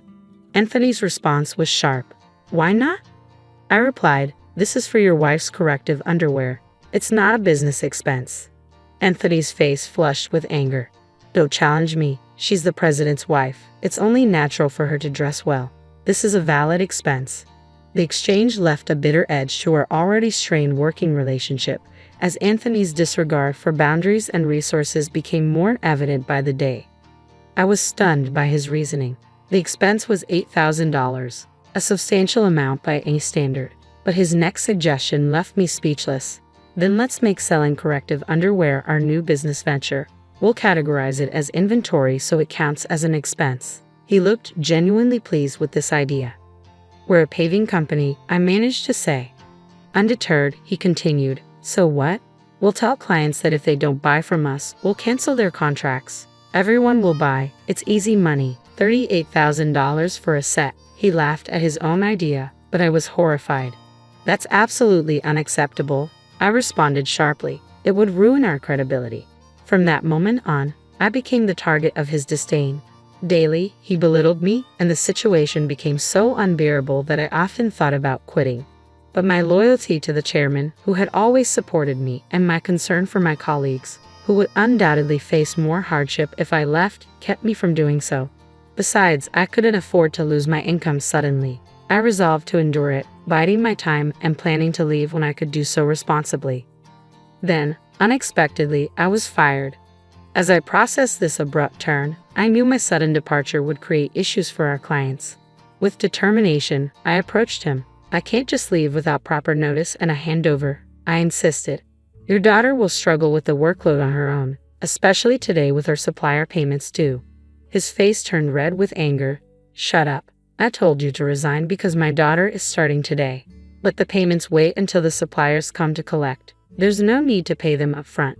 Shocked, I tried to reason with him. Isn't it normal to pay for something once you buy it? I explained, as though speaking to a child. He dismissed me with a shocking suggestion. Then tell them we won't make the payment this time. They should give it to us for free.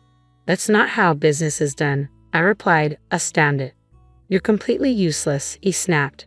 My daughter has a college degree. She can handle the office work easily. Unlike you, she won't question my expenses. We don't need someone like you in our company. Leave, now.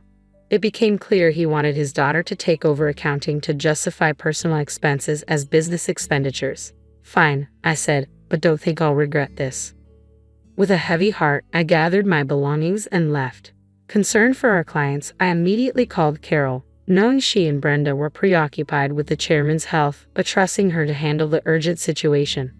Once outside, I realized I'd been fired without notice, a clear violation of labor standards. If I reported this, the company would face serious repercussions. Since our company was part of a payment support system for small and medium-sized enterprises, I could claim my severance pay and 1 month's salary. There was no need to rush into another job. I walked away with my integrity intact, hopeful that Carol could manage the chaos left behind. Since I could apply for my benefits within 5 years of retirement and the Labor Standards Office had a 3-year statute of limitations, I meticulously mapped out the steps and timeline for my retirement. This plan gave me some much-needed breathing room. I'd been working tirelessly with endless overtime and weekends without a moment to myself. Eager for a change, I decided to take a day trip to the beach to recharge. After a refreshing day by the sea, I checked my phone in my locker, only to find it flooded with missed calls, emails, and voicemails. Among these, an email from Carol stood out. She confirmed that the payment processes had been handled smoothly, and everything was in order, a relief given the tense way I had left the company. Then I listened to a voicemail from the company, hearing the president's panicked voice. What's going on? They're saying I'm not the real president. Did you know about this? Explain yourself. I couldn't help but chuckle at his distress and delayed realization of his situation. One message in particular caught my attention, a request from the chairman himself. Feeling a sense of urgency, I headed to the hospital that evening. When I arrived, I found Brenda and the president, Anthony, already there in the chairman's room. The chairman, seeing me, apologized from his hospital bed, saying, "Donna, I'm truly sorry for my son's foolishness." Anthony, still arrogant and bewildered, blurted out, "What's going on? I'm not the official president. Explain yourself." His confusion was evident, but the chairman quickly silenced him with a firm command to quiet down. It turned out that after I had called Carol, she had immediately informed both the chairman and Brenda of the situation. The chairman had then confronted Anthony with a pointed question. Do you really not understand? This revelation was a turning point, bringing clarity to the mess created in the wake of my dismissal. Anthony, visibly agitated and confused, continued to raise his voice. I calmly explained the reality of his position. Anthony, you never actually had any legal authority. Your role as president was essentially a nominal title. I continued, clarifying, in business terms, president is a role within the company but does not automatically carry legal standing. The representative director is the one who holds legal responsibilities for the company's external actions. This role requires specific legal procedures to change, unlike the more informal assignment of a company title. 5 months ago, when Anthony was named president, there had been significant opposition from Carol, the site manager, and veteran employees. To keep things running smoothly, I had suggested a compromise. Anthony would act as a figurehead president, while the chairman retained his legal status as the representative director. With a growing understanding of these distinctions, it was clear that the chairman's trust had been in my knowledge of the company's operations and legal requirements. I understood the implications clearly. The plan was straightforward. If Anthony showed true commitment and earned the trust of the employees, we would start the formal process to make his presidency official. However, if he failed to prove himself as a capable leader, our contingency plan involved either removing him or possibly closing the company altogether, allowing Carol and the site manager to start a new venture. While people like Carol had their doubts, the chairman and Brenda held on to hope for Anthony. That is, until he unjustly dismissed me. This finally opened their eyes to his unsuitability for leadership. If you want to lead, you need to respect and support your employees, the chairman had often reminded Anthony. But Anthony, in his usual dismissive way, brushed it off. It's not a big deal, right? Can't we just take care of the formalities now? No, it's not that simple, the chairman explained patiently. Our company offers stocks to employees who wish to invest, and many have done so. Donna, for example, owns 15% of the company, making her a major shareholder. We can't just ignore her position. This exchange underscored Anthony's fundamental misunderstanding of the responsibilities and ethics of leadership. His face turned pale as he began to grasp the seriousness of his role. I don't own any shares, he stammered, clearly shaken. With a sigh, the chairman replied, I intended to pass my shares to you once you prove yourself worthy as president. I'm disappointed. Were you only interested in the wealth, thinking I had little time left? The chairman's voice trailed off, filled with despair, and he sank back, emotionally drained. Brenda, standing by him, remained silent, visibly troubled by the situation. Defiantly, Anthony muttered, I'm the eldest son. What's wrong with claiming what's rightfully mine? The company belongs to me. His words only deepened the chairman's disappointment. I can't allow this to continue, the chairman declared firmly. As the representative director and a shareholder, I hold the authority to call a shareholders' meeting to discuss your removal. I seized the moment to speak. Mr. President, I no longer wish to work under your leadership. I'm resigning effective immediately. However, I expect my severance, 1 month's salary, and payment for all unpaid overtime and holiday work. I added, as a shareholder, I'll also pursue action through the Labor Standards Office to remove those harming the company. As I spoke, Anthony's expression shifted from shock to pure dread. I continued, Carol has been visiting clients and informing them about our new company, and many have already decided to switch over. Most of our employees are planning to join us as well. That's impossible. I'll sue you. Anthony shouted, his voice breaking, but his threats were empty as the decisive actions we'd taken had already set the stage for a significant shift. The chairman, stating his ground, asserted, I am the representative director. You don't have the authority to make such decisions. Anthony collapsed, a picture of defeat. Watching him, I felt a mix of regret, disappointment, and a sense of closure. Mr. President, I said, addressing him with finality, it's unfortunate it had to end this way. If you had only tried to learn and adapt, things might have been different. But this is the result of your choices. In the aftermath, the chairman made the difficult decision to close the company, leaving Anthony without a position. Anthony's wife attempted to sell corrective undergarments, but the venture failed. They eventually faced legal trouble for their involvement in a pyramid scheme and were arrested. Carol, returning home, found boxes of unsold inventory, a sad reminder of their failed attempt. Meanwhile, their daughter found work elsewhere, though I don't know the details.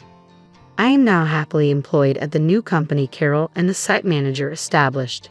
Here, I value my relationships with colleagues and the genuine supportive work environment we've created. This experience taught me the importance of ethical leadership and the invaluable strength of a workplace built on integrity and respect.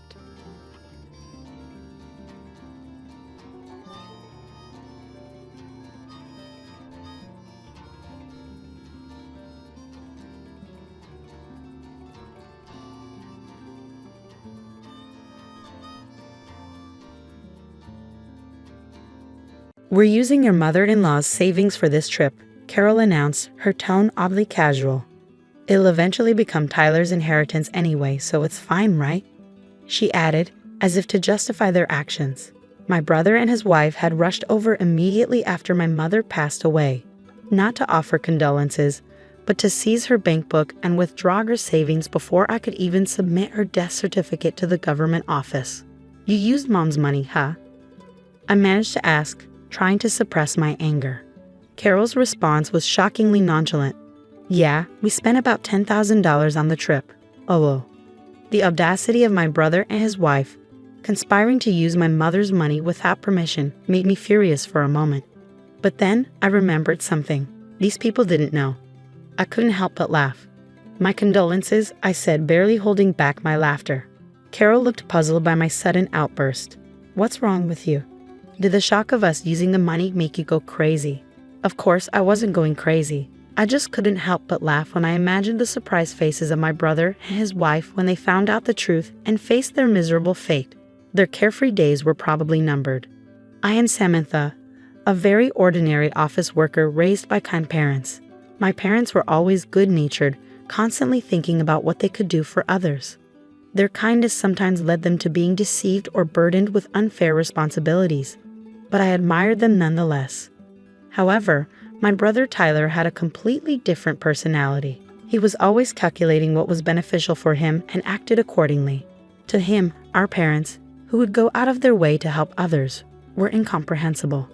As Tyler grew up, his rebellion against our parents intensified.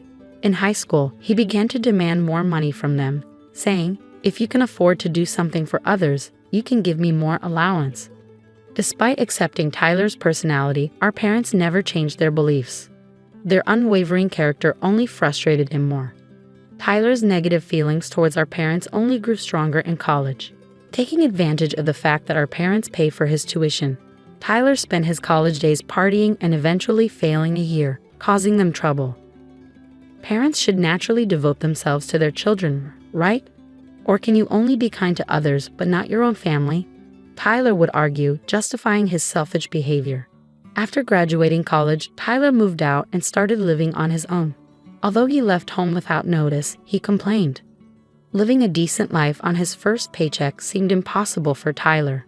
He kept returning to our parents' house for living expenses before heading back to his own place. Concerned about him, our parents kept giving him money whenever he asked. When I finally got a job, I decided to support our parents financially in place of Tyler. "Samantha, it's your hard-earned money, so you can use it however you like," my parents said. Despite their words, I continued to give them money, treating it as their grocery expenses. This routine continued for several years. Tyler, who only showed up to ask for money, unexpectedly invited me and our parents to a restaurant to talk. When we arrived, a beautiful woman was sitting next to Tyler. "Dad, Mom, Samantha, let me introduce you. This is my girlfriend, Carol," Tyler said, and Carol nodded politely.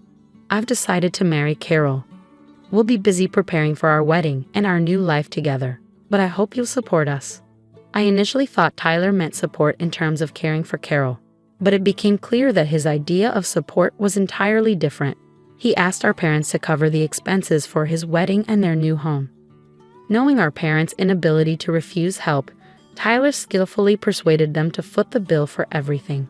Even after the wedding and the purchase of their new home, he continued to rely on them for money.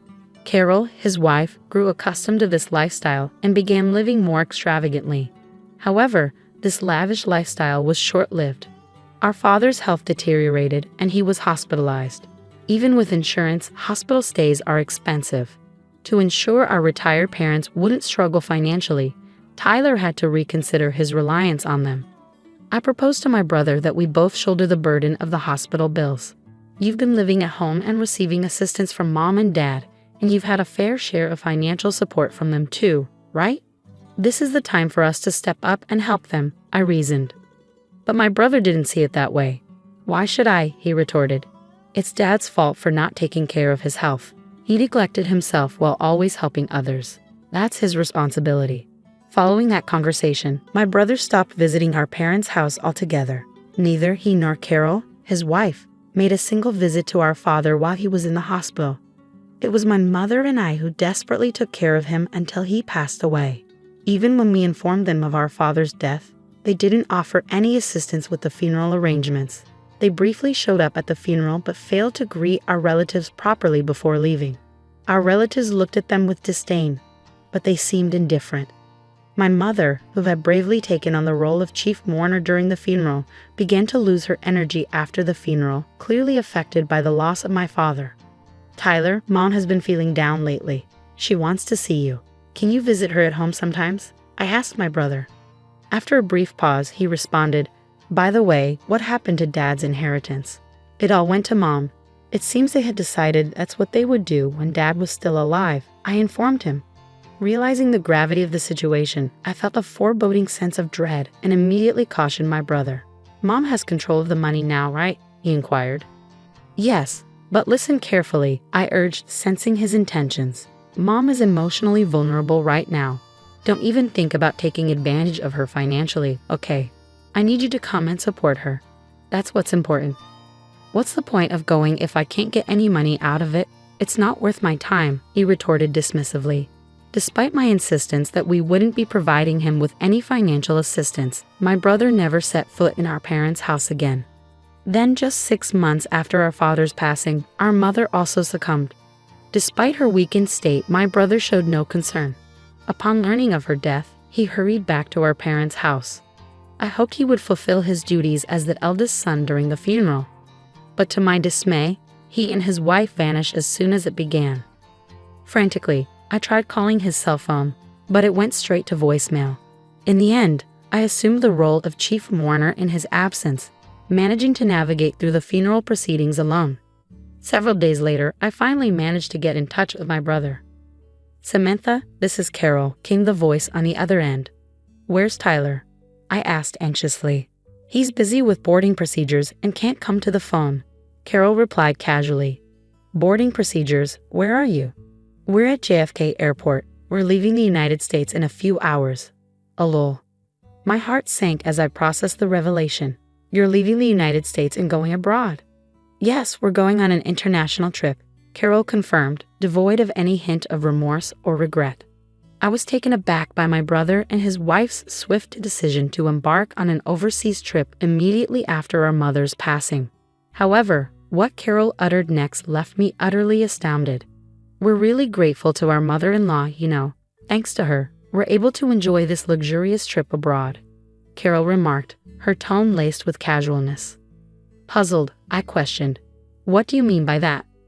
We used our mother-in-law's savings for this trip. After all, it was going to be Tyler's inheritance anyway, so why not use Mom's savings? Carol explained nonchalantly. How did you manage to get that money? I inquired, my anger simmering beneath the surface. We borrowed her bank book and seal when we visited her house.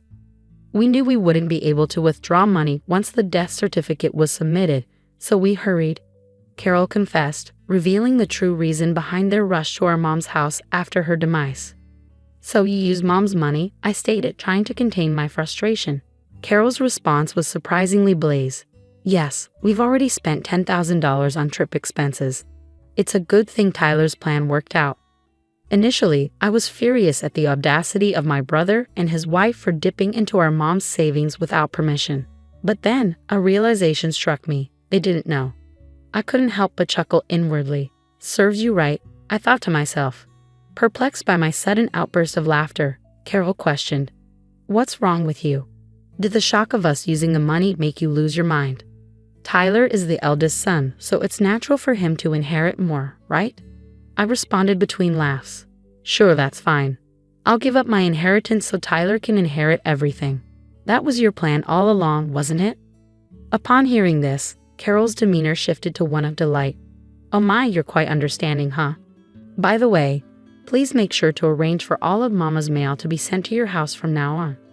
Don't worry, it's a simple task. I'll let Tyler know, she concluded cheerfully before hanging up the phone. I didn't hear from my brother again until they returned from their trip. Samantha, Carol told me you're giving up your inheritance, my brother stated as soon as he called. Yes, but more importantly, did you handle the mail forwarding for Mom's mail? I asked. Yeah, I took care of it as soon as we got back, he replied. But to know you're not going to change your mind later, are you? You won't say you should have inherited after all? I inquired. Of course not. I still believe my decision was the right one, he'd affirmed confidently. Well, it's only right that I, the eldest son, inherit everything, he added with a chuckle before ending the call. However, a few weeks later, he called again, sounding panicked. There's a collection notice addressed to Mom in her mail. What's this about? He asked anxiously. Oh, is it from the bank? I speculated. Our parents always wanted to help people in need and would accept any requests, including financial ones. As we delved into the matter, it became apparent that our parents had accumulated substantial debt. The debt outweighed their savings, making inheritance a risky proposition that could potentially leave them in a dire financial situation. Did you know about this? My brother accused, his voice rising. You knew Mom had debt, right? Why didn't you say anything? There was no point. What you're saying is meaningless, I retorted. If I had known, I would have given up the inheritance too. That's impossible, he exclaimed. Why the hell is it impossible, Tyler? You took money from Mom's bank account to go on vacation, didn't you? I countered. So what? What does that have to do with giving up the inheritance? He shot back. It's a big deal. What you did is considered a tacit acceptance of the inheritance, I explained. It's a legal concept. Let me break it down for you so you can understand. I explained to my brother that by withdrawing money from our deceased family member's account for his own use before the inheritance process, it was legally seen as a tacit acceptance of the inheritance. I have never heard of such a thing, he rebutted. Of course not, I replied. Not many people would even consider using a deceased family member's savings for their own selfish desires, so it doesn't come up in conversation. You're just making stuff up because you want the inheritance for yourself. I have a lawyer friend, you know. They'll find out if you're lying, my brother threatened before abruptly ending the call. Later he called back, but this time, his bravado was replaced by a sense of resignation. Samantha, you were right. I can't give up the inheritance now, he admitted. It seemed his lawyer friend had given him the same answer I did.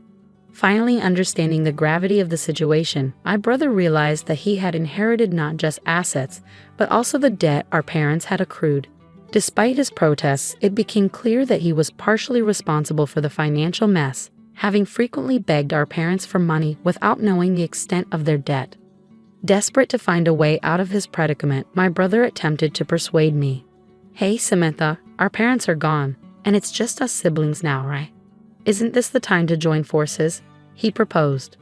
What do you mean by join forces? I questioned, wary of his intentions. I think we should work together to pay back our parents' debt. Now's the time to show our filial piety, my brother proposed, his tone almost pleading. I sighed heavily at his selfish suggestion, which felt like too little, too late. What are you talking about? When Dad was in the hospital, I suggested we should help our parents together, but you pushed me away, I reminded him. I was busy at the time, he defended himself.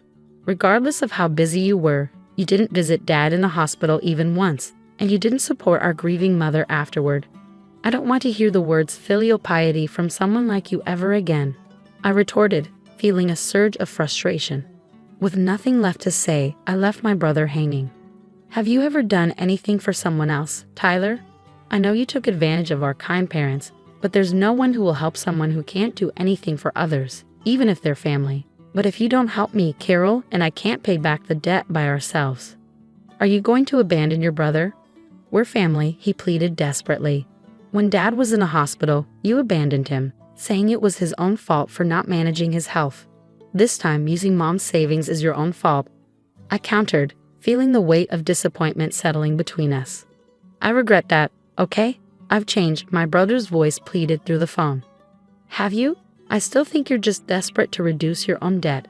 And even if you've changed, the person you should apologize to is no longer in this world. It's too late.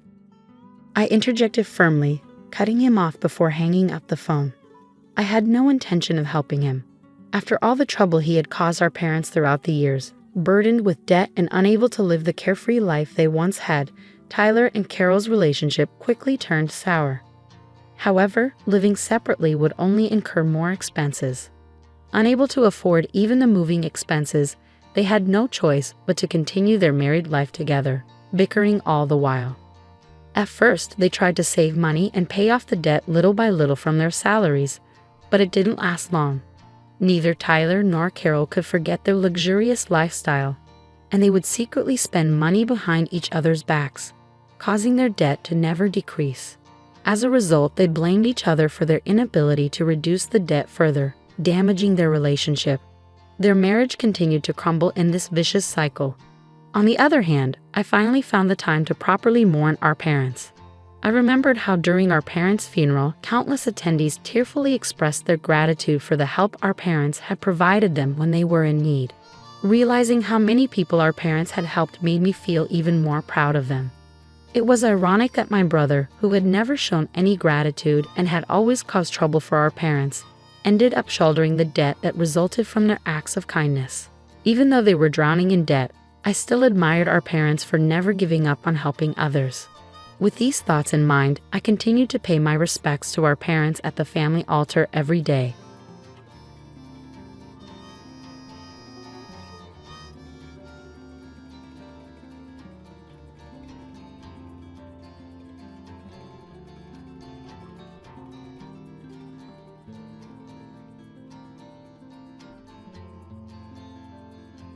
Hey sis, why didn't you come to Mom's funeral? What? I can't believe you didn't even show up to Mom's funeral. It's shocking and heartless. I never thought my own sister could do something like that. I was taken aback by my sister's sudden phone call. Our mother had passed away 3 years ago, and we held a proper funeral then. I couldn't understand what she was referring to. I'm married now with children of my own. My husband and I both work, but we make sure to give our children extra love and attention so they don't feel neglected. My husband is a great partner in housework and childcare, and I'm proud of the family we've built. I'm determined not to let my children go through what I did growing up. Our parents divorced when I was in elementary school after my mother had an affair. My father found out about it because I told him. People often assume children will side with their mother, but I didn't. My mother was far from the nurturing figure everyone imagines. I never felt loved by her. She showed favoritism towards my younger sister, while I was burdened with the household chores. It wasn't just expected, it was forced on me. My mother resented me for revealing her affair and made my life a misery because of it. I still carry the emotional and physical scars she inflicted. When the divorce was finalized, my mother took my sister and left. Thankfully, my father and grandparents ensured I maintained contact with my sister, and we continued to meet regularly. However, as I entered middle school, our visits became less frequent. At first, I thought it was just a matter of adult responsibilities, but it seemed my sister was deliberately avoiding me. After she turned down my invitation several times, I asked if I had done something to upset her. My sister explained that our mother had told her the collapse of our family was my fault. In their eyes, I was the one who betrayed the family. My sister believed that if she continued to see me, she would risk being cast aside as well. She found it too difficult to contact or meet me behind our mother's back, and asked me to stop trying. I told my sister that our mother was the one who betrayed us first by cheating on our father and breaking up our family. Although my sister was aware of our mother's affair, she still blamed me for telling our father. Despite understanding the situation, she remained firm in her view that I was the traitor since she had to live with our mother. She wouldn't accept my perspective, insisting it was my fault for not turning a blind eye. While all this was happening, my father remarried, and I gained a stepmother. Initially, the adjustment was challenging, but my stepmother worked hard to become the mother figure I had been missing. Appreciating her efforts, I decided to embrace my new family and cherish my stepmother. Over time, I stopped trying to reach out to my sister, and we gradually lost touch. I had no lingering attachment to my biological mother, who had favored my sister. I was able to attend college and secure a job, preparing to give back to my father and stepmother. But then, just as I thought I could start repaying them, my father tragically passed away in an accident. Although we had grown distant, I notified my sister about our father's passing, reminding her that he was still her father. Instead of expressing sympathy, she scoffed and said, "Serves him right," followed by a mocking laugh. I thought she might attend the funeral, but neither my biological mother nor my sister made an appearance. Their absence was surprising, but they both showed up later when the time came to discuss my father's inheritance. Their sudden arrival caught everyone off guard, especially given their flashy and overly elaborate attire and makeup. They looked so different from the mother and sister I once knew that they were hardly recognizable. "At least let us know when the inheritance meeting is," they demanded. We had to check every day because we didn't know when it would happen. My mother claimed she had been waiting nearby since the funeral ended, eager to join the inheritance discussions. It seemed more appropriate for her to attend the funeral instead, especially since the meeting was scheduled for the day immediately following the funeral. "Because of what you said, my poor daughter had to endure so much. You're going to give us a fair share, right?" Although they divorced and lived separately, the children still have inheritance rights. I never intended to deny that.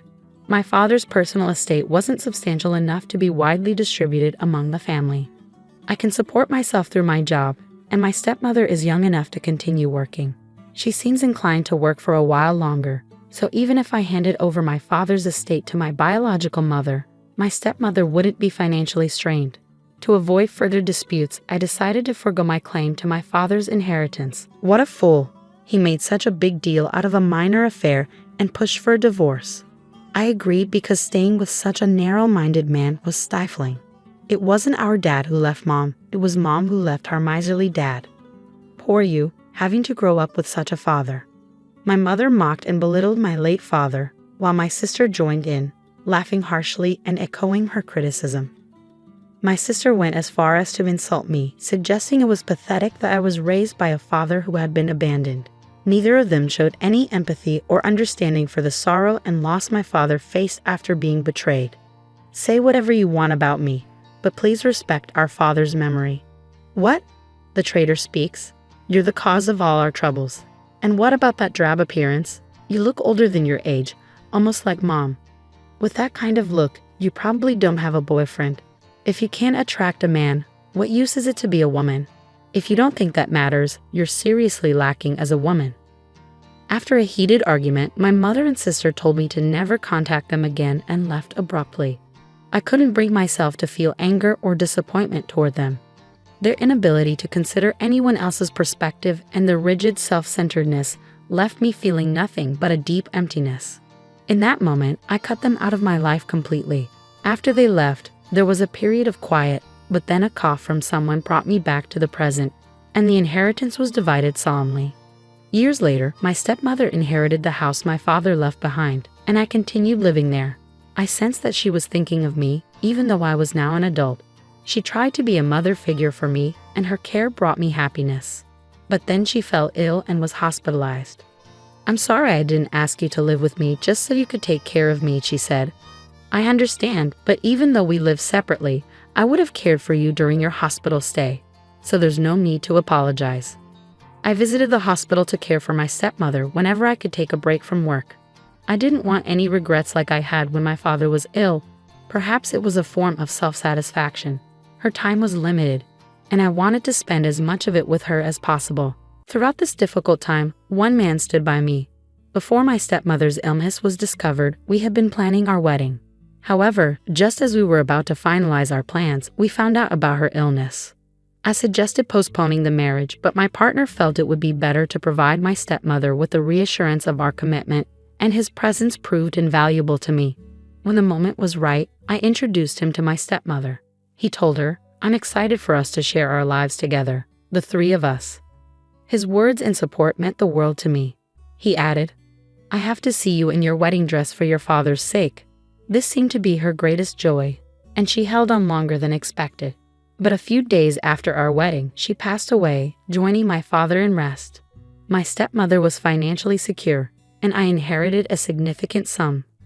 With what she left behind, 3 years later I was able to build a happy family. However, My husband and I agreed from the start of our marriage to continue working and live within our means without depending on the inheritance.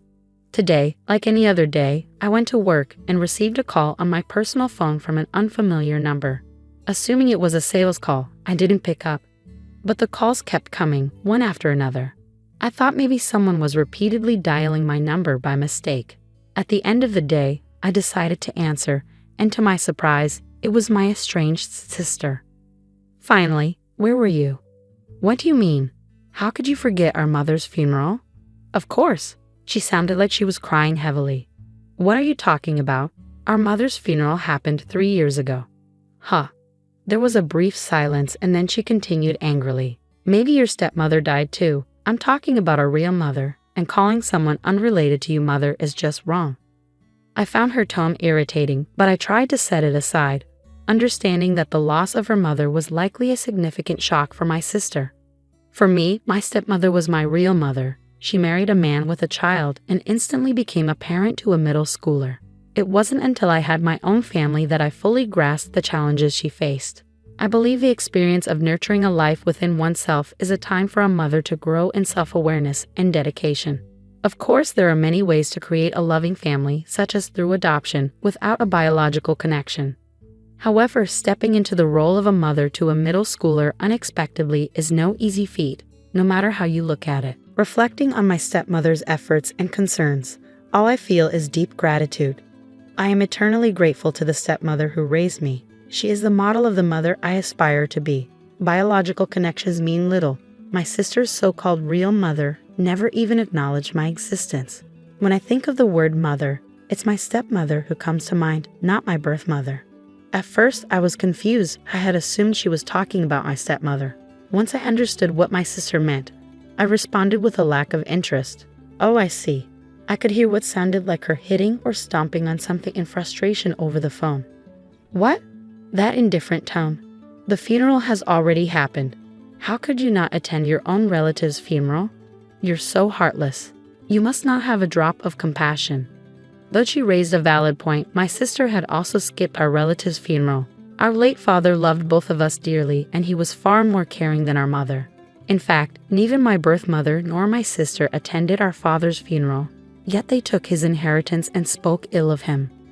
If you ask me, it seems more like they're the ones who lack compassion. Indifferent? Weren't you the one who said we were strangers? Huh. You got involved in the inheritance despite skipping Dad's funeral, right?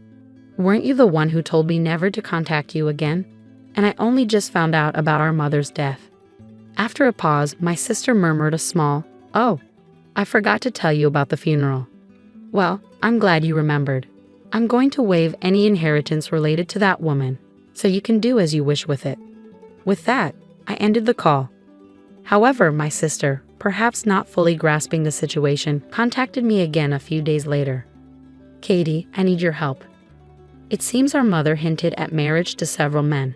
Isn't that considered marriage fraud? They're threatening to sue me for compensation if I don't comply. I'm getting bombarded with demands. Just pay them. If I could, I wouldn't be calling you. Didn't you hear me say several men? It's not just one or two. Some of them seem really shady too. That's unfortunate, but let's not forget, you were the one who told me not to contact you again. Plus, it was no secret that our mother had a habit of being involved with men since she cheated on our father while he was still alive. In fact, it wasn't just one affair. If it had been a single lapse in judgment, our father might have considered forgiving her. Only he would truly know the situation. It's possible that I couldn't accept our mother, given her multiple relationships while raising us. My father tried to adopt my sister multiple times with the help of a lawyer, but I was informed that my sister didn't want to leave. I had to let go of the idea. My sister chose to stay with our irresponsible mother, even though she witnessed her behavior firsthand. Even if our mother had left a strong impression on her, my sister's decision to remain with her, despite the shared memories we have, speaks to her own responsibility as an adult. Lahats. You know you were the one calling me a traitor all this time. I don't meet a sister who labels me that way. You're the one who declared us strangers first. So don't show up now and pretend we're family. It's unwelcome. Don't ever contact me again. We're strangers, remember.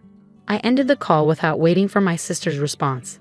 I blocked her number and went back to my family. Later, I got a call from my biological mother's relatives.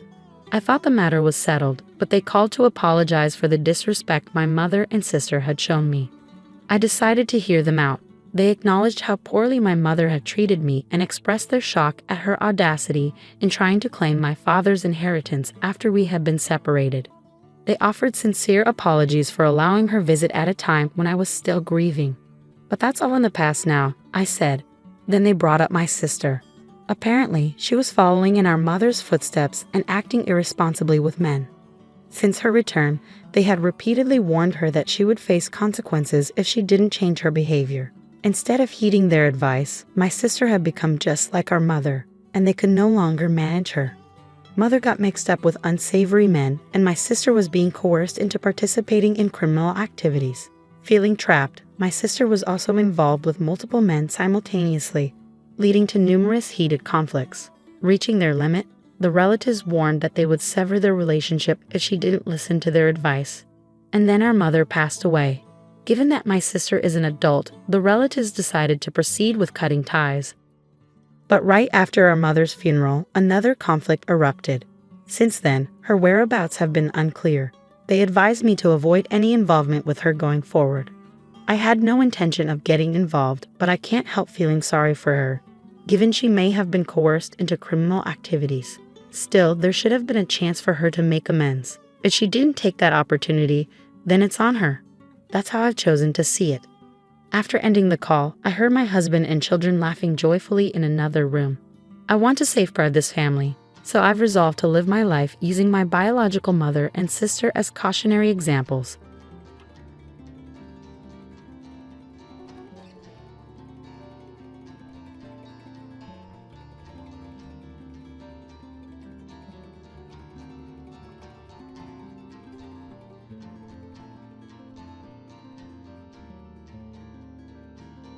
I've already invested $60,000 simply to ensure your happiness. Yet, how could you reduce me to merely a wallet or an ATM? We don't recall ever soliciting your assistance. Lily, Max's wife, scoffed with disdain. Why don't you attempt to cease the payments if they trouble you so much? After all, I am quite capable of handling it myself, Max added in a dismissive tone, echoing his wife's sentiments. Even Max, my eldest son whom I've raised, behaves in such a manner. After coercing me into covering the costs of a $20,000 engagement party and then a $40,000 wedding, they have the audacity to treat me like this. They only perceive me as a source of funds, lamented Chloe, Max's mother, feeling disheartened by the lack of gratitude. I must have made a mistake in raising my son. I'll never allow them to manipulate me again, Chloe declared, firm in her resolve. I've heard you loud and clear, Max retorted. Are you sure about that? You know we won't let you see your grandchild, right? He threatened. You don't have to. I'd be more than happy to discontinue the payments, Chloe responded calmly.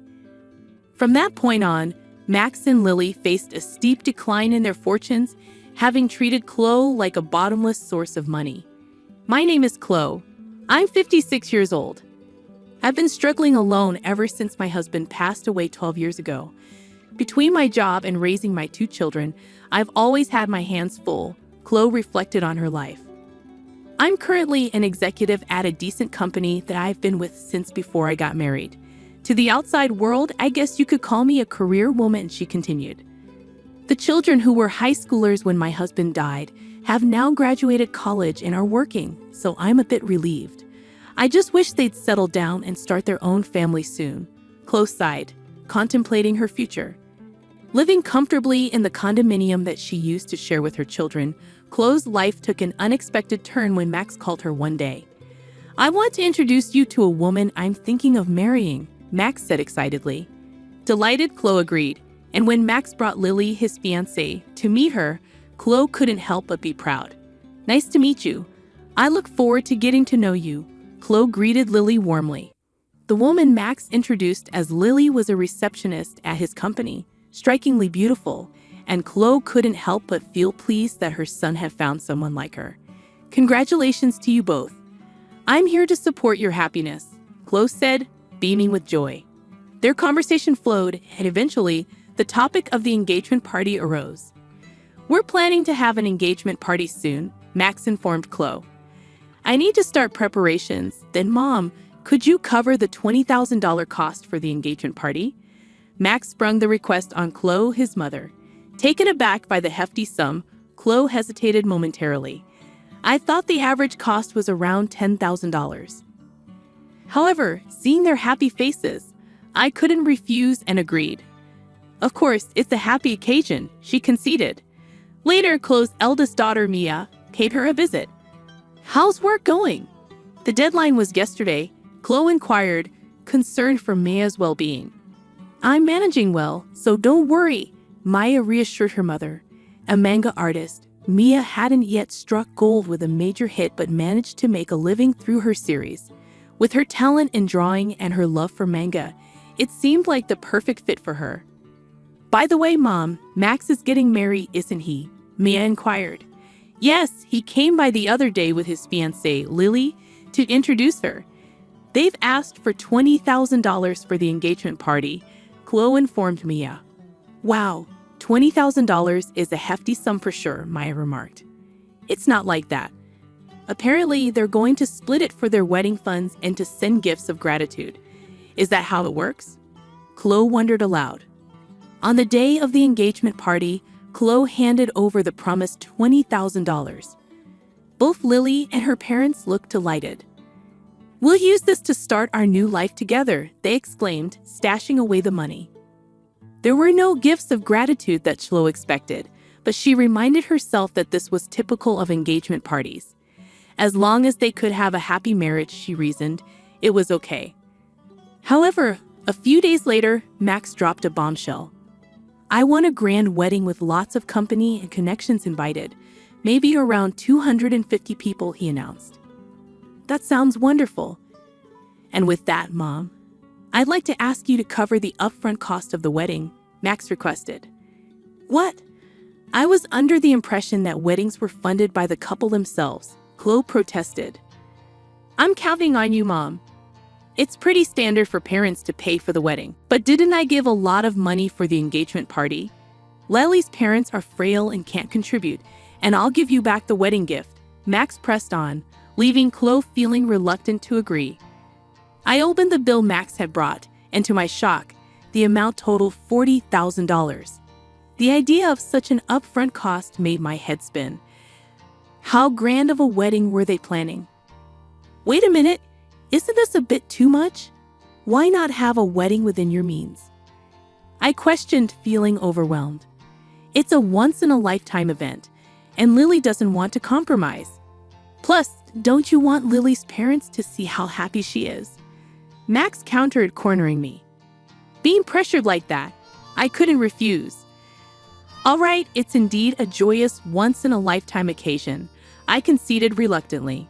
Seeing my consent, Max smiled and thanked me before leaving the room. Later, I transferred the upfront cost of $40,000 to the wedding venue. It was difficult to part with the money I had been saving for my retirement, but I told myself it was for my child's happiness. 2 months later, on the wedding day, the venue was more luxurious than I had anticipated. Mia and I arrived early in the morning to change into our dresses and get our hair done. As I approached the bride and groom's dressing room to knock, I'd overheard their conversation. "I can't believe we're able to have such a lavish wedding, thanks to Mom," Max exclaimed. "Absolutely, and she gave us $20,000 for the engagement party. I even managed to buy a new bag. What a great wallet, more like an ATM. Let's keep withdrawing from it, Max," Lily chimed in. "That's mean," Maya whispered, stunned by their conversation. Lily continued gleefully, "If we ask her, she'll probably cover the rest of the wedding costs, right?" "Of course you will. Leave it to me. Then let's use the wedding gift for a honeymoon trip to Hawaii. And of course, we'll take my parents along. How about buying a high-rise apartment for our new home?" "That sounds perfect. Let's get my mother to cover the cost. She does have the money, after all," Max proposed eagerly. My hand, raised to knock on the door, trembled. Mia gently held my shoulder and led me away from the door, breathing slowly. I grasped Mia's hand, which rested gently on my shoulder, and whispered, "Mia, there's something I need you to look into when the ceremony starts." "Of course, Mom. Leave it to me," Maya assured me. And so Max and Lily's wedding commenced. From their vows in the chapel to the toasts at the start of the reception, my mind was consumed with the conversation between Max and Lily earlier. Even as the MC introduced me and the spotlight fell on me, all I could manage was a bow. Mia, who had been circulating and offering toasts, returned to me. "Mom, I checked with Lily's relatives. Both of her parents are perfectly healthy." "That's horrible. We need to confront them." "I'll be right there with you," I declared. Just as Mia spoke, it was time for the first wardrobe change. Lily exited first, followed by Max. As Max emerged, the MC announced, "Now the groom will exit, escorted by his mother, Chloe, who raised him single-handedly." Summoned, I walked down the aisle to meet Max. A little tipsy, Max was in high spirits, announcing into the MC's microphone, "This is my amazing mom." Keeping a straight face, I walked beside Max, exited the hall, and headed straight to the dressing room where Maya was waiting. She approached Max and began, "Max, there's something I need to ask you." "What is it, sis? Make it quick." "I need to change and get back," Max replied curtly as he undressed. "I've heard the conversation in the dressing room earlier. How could you talk about Mom like that?" Mia confronted him. "Huh, you were listening? Well, whatever." Max dismissed her with a shrug. Taken aback by Max's attitude, Lily, who had already changed into her dress, entered the room. "Mother-in-law and sister-in-law, what's going on?" she demanded. "Mia found out that your parents are healthy. They both have good jobs. Why are you making our mom pay for everything? What's going on?" I added, unable to contain my frustration. "What is this? Some kind of sister-in-law bullying?" "Scary," Lily mocked, dramatically recoiling. My patience snapped at her mocking attitude. "I've already paid $60,000 hoping for your happiness, and yet you treat people like their wallets, ATMs. What kind of language is that?" I confronted Lily, exasperated by her dismissive attitude. Hearing this, Lily laughed as if it were a joke. "Acting all high and mighty for such a small sum. We're not in your debt. Besides, it's normal for the groom's parents to pay for the wedding, right? But you lied about your parents being ill to buy a new bag." "Who? You were eavesdropping." "That's a terrible hobby," Lily retorted, mocking Mia. Mia, angered by Lily's words, snapped back, "Watch your mouth. I don't want to be told off by someone doing some weird job as a manga artist. It's because you're such a nerd that you can't get married." "That's right, you're hopeless when it comes to marriage, sis." Max chimed in, joining Lily in the mockery. Stunned speechless by their cruelty, I tried to scold them, but Max just laughed and responded, "If you're going to talk like that, try stopping the payments. After all, I'm an elite.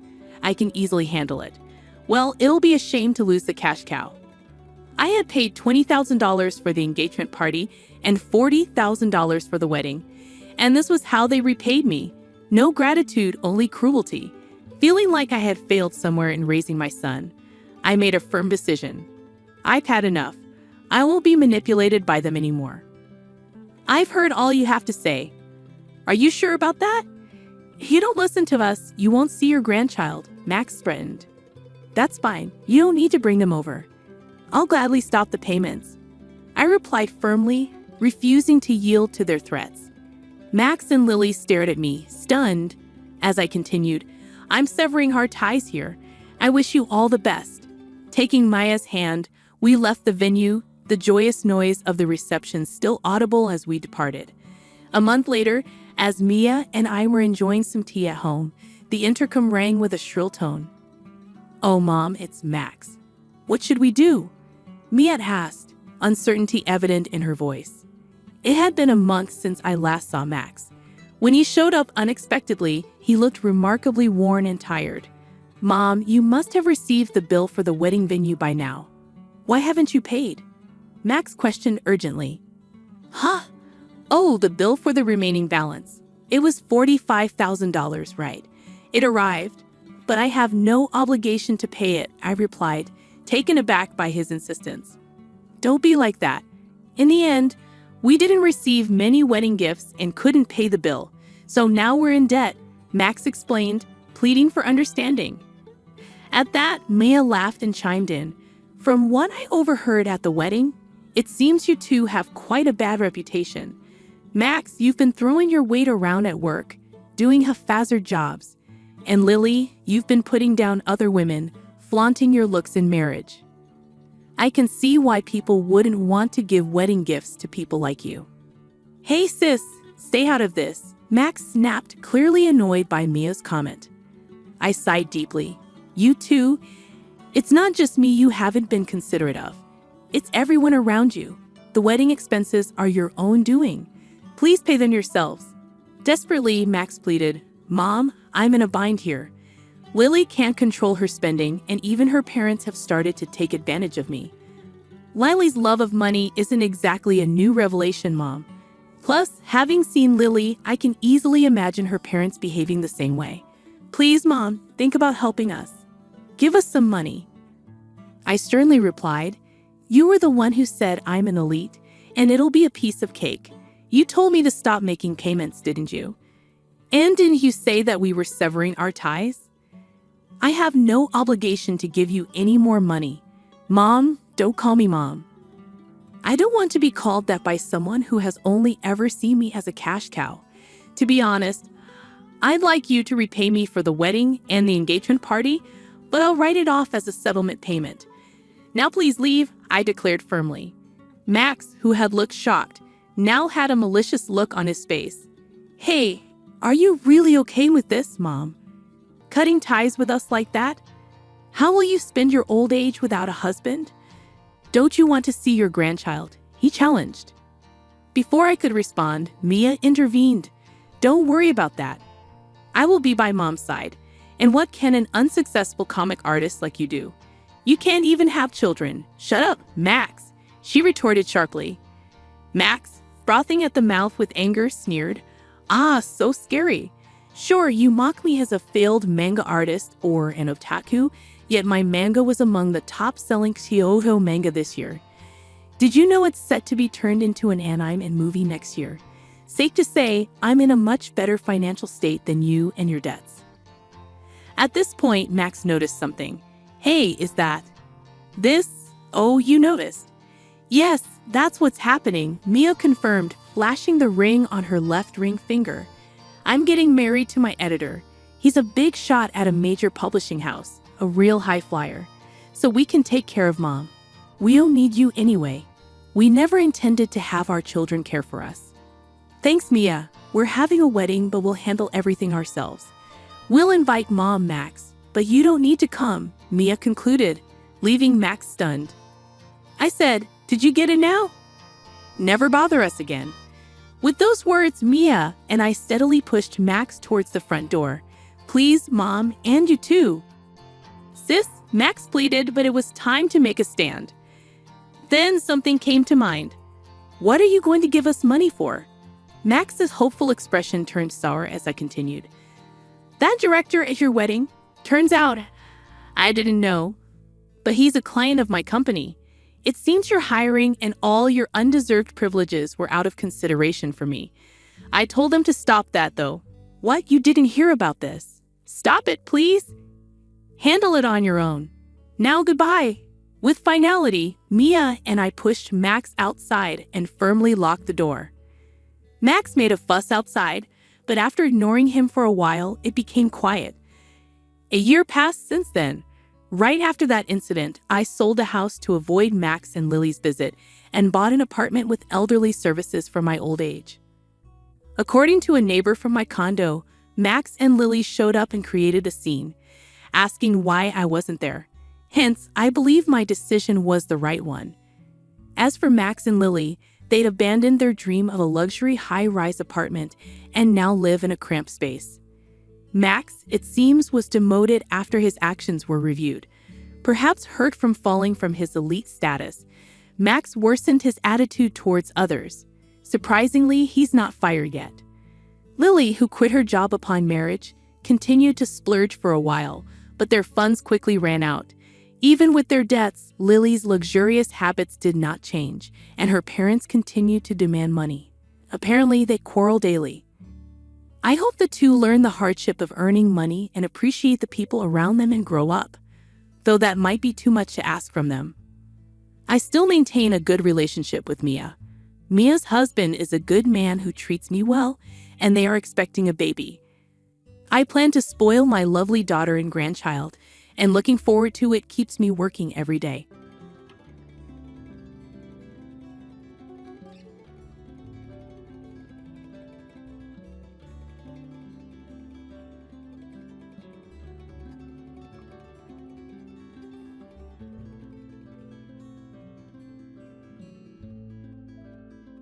Hello, my name is Grace Carter, and I'm 34 years old. Life has been anything but simple for me, but I've always tried to make the best of what I have. For years, I thought I had the perfect life. I was married to a man I deeply loved, Michael, and I had a stepson, Jamie, who I cared for like my own.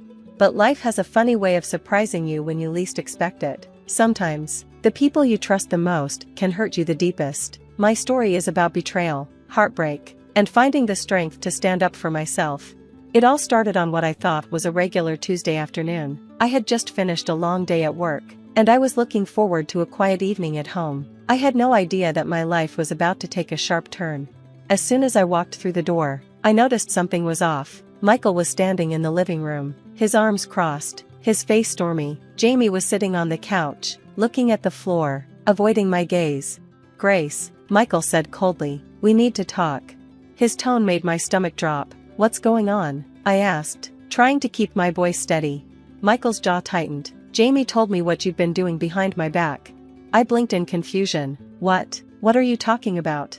Jamie finally looked up, tears in his eyes. "I saw you, Grace. You were on the phone with someone, laughing and smiling. I heard you say you couldn't wait to meet up with him." My heart sank. Jamie had misunderstood something, but I could see he was genuinely upset. "Jamie, I think there's been a misunderstanding. I was talking to Lydia, my best friend, about meeting up for coffee." Michael didn't budge. "Do you think I'm an idiot, Grace?" Jamie wouldn't lie about something like this. No matter how much I tried to explain, Michael refused to believe me. He was convinced that I had been unfaithful, and nothing I said could change his mind. "I can't have someone like you in my house," he finally said, his voice cold and final. "Pack your things and leave." I looked at Jamie, hoping he would speak up, but he stayed silent. My heart broke as I realized that the little boy I loved like my own had turned against me. I packed my belongings that night, tears streaming down my face. The home I had worked so hard to make warm and loving felt like a stranger's house now. Michael didn't even look at me as I walked out the door. Jamie stood at the top of the stairs, watching, but he didn't say a word. I spent that night at Lydia's place. She listened as I poured out my heart, offering comfort and reassurance. "Grace," she said, "you don't deserve this. You've done so much for them, and this is how they repay you? You're better off without them." But I couldn't stop thinking about Jamie. He was just a kid, and I knew he must have been manipulated into believing something that wasn't true. The next few weeks were some of the hardest of my life. I had to find a new place to live, figure out how to move forward, and deal with the emotional pain of losing the family I thought I had. But I also realized something important. I wasn't powerless. I had the strength to start over, to rebuild my life on my own terms. The weeks after I left Michael's house were a whirlwind of emotions. I was hurt, angry, and confused. How could the man I had loved for years believe such a terrible lie? And why would Jamie, my sweet stepson, say something so damaging? I tried to focus on rebuilding my life. I moved into a small apartment, just enough for me to feel safe and have a fresh start. But no matter how hard I tried to move on, the questions kept haunting me. I knew I needed answers. One day, while grocery shopping, I ran into an old neighbor, Mrs. Linton. She was a kind, elderly woman who had always been friendly to me. When she saw me, her eyes lit up, but there was also a hint of concern. "Grace, dear," she said, "how are you doing?" I was so shocked to hear about what happened. Her words caught me off guard. "You know about it?" I asked cautiously. "Oh, yes," she said, leaning in closer. "Jamie was telling my grandson about how he had to tell his father the truth. He said you were planning to leave him for someone else." My heart sank. Jamie was spreading the lie? But why? "Mrs. Linton," I said, my voice trembling, "did he say anything else?" She hesitated for a moment, then nodded. He mentioned how much he hated that you were always trying to discipline him. Said he wanted things to go back to how they were before you came into their lives. Her words hit me like a punch to the stomach. Jamie wasn't just misled, he had a motive. I went home and thought about what Mrs. Linton had said. Memories started to flood back. Jamie's reluctance to listen to me, his occasional outbursts about wanting his dad to himself, and the way he always seemed to cling to Michael whenever I tried to enforce rules. It all made sense now. Jamie had been struggling to accept me as a parental figure, and this lie was his way of trying to push me out of their lives. But why would Michael believe him so easily? That question still gnawed at me. I decided to confide in Lydia, my best friend. Over coffee, I told her everything Mrs. Linton had said. Lydia listened intently, her brow furrowed. Grace, this isn't just about Jamie. Michael should have trusted you enough to hear your side of the story. I know, I said, sighing, but he didn't even give me a chance. He just threw me out like I was nothing. Lydia's eyes narrowed. Then it's time to find out why. If Michael was so quick to believe Jamie, there might be more to this story. With Lydia's encouragement, I started digging deeper. I reached out to mutual friends, neighbors, and even one of Michael's coworkers. The more I learned, the clearer the picture became. Apparently, Michael had been feeling pressured at work, and his relationship with Jamie had become strained because of my efforts to establish boundaries. Jamie had seen this tension and used it to his advantage, telling Michael exactly what he wanted to hear, that I was the problem. But there was something else, something I hadn't expected. One of Michael's coworkers mentioned that he had overheard Michael talking about regretting certain decisions. What kind of decisions? I asked, my heart pounding. The coworker shrugged. He didn't say much, but he seemed conflicted, like he knew he'd made a mistake. Just when I thought I was starting to understand the situation, I received a text message from Michael. It was short but surprising. Grace, I need to talk to you. Please meet me at the cafe near your old office. I stared at the message, unsure of what to do. Part of me wanted to ignore it, but another part, an angry, determined part, wanted answers. I texted back, agreeing to meet him the next day. When I arrived at the cafe, Michael was already there, looking more stressed than I'd ever seen him. He stood up when he saw me, but I stayed where I was, crossing my arms. What do you want, Michael? I asked, keeping my voice steady. He looked down at the table, then back up at me. Grace, I think I made a mistake. Oh, you think? I said, unable to hide the bitterness in my tone. You kicked me out without even listening to my side of the story. What do you expect me to say? Michael sighed, running a hand through his hair. I was under a lot of pressure. And Jamie, he seemed so convincing. But now, I'm starting to realize that maybe I was wrong. Hearing his words gave me a small sense of satisfaction, but it wasn't enough. You didn't just make a mistake, Michael, I said firmly. You betrayed me. You chose to believe a child's lie over your wife's honesty. Michael looked genuinely remorseful, but I wasn't ready to forgive him. Not yet. I need time to think about this, I said, standing up. But don't think for a second that you can just apologize and make everything okay. You need to prove to me that you're willing to change.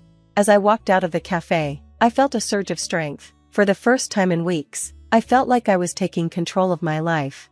The meeting with Michael lingered in my mind, but I refused to let it control my emotions. I had given him a chance to speak, but his words were far from enough to erase the damage he'd done. If he wanted me to consider his apology, he'd have to earn it, and I wasn't about to make it easy.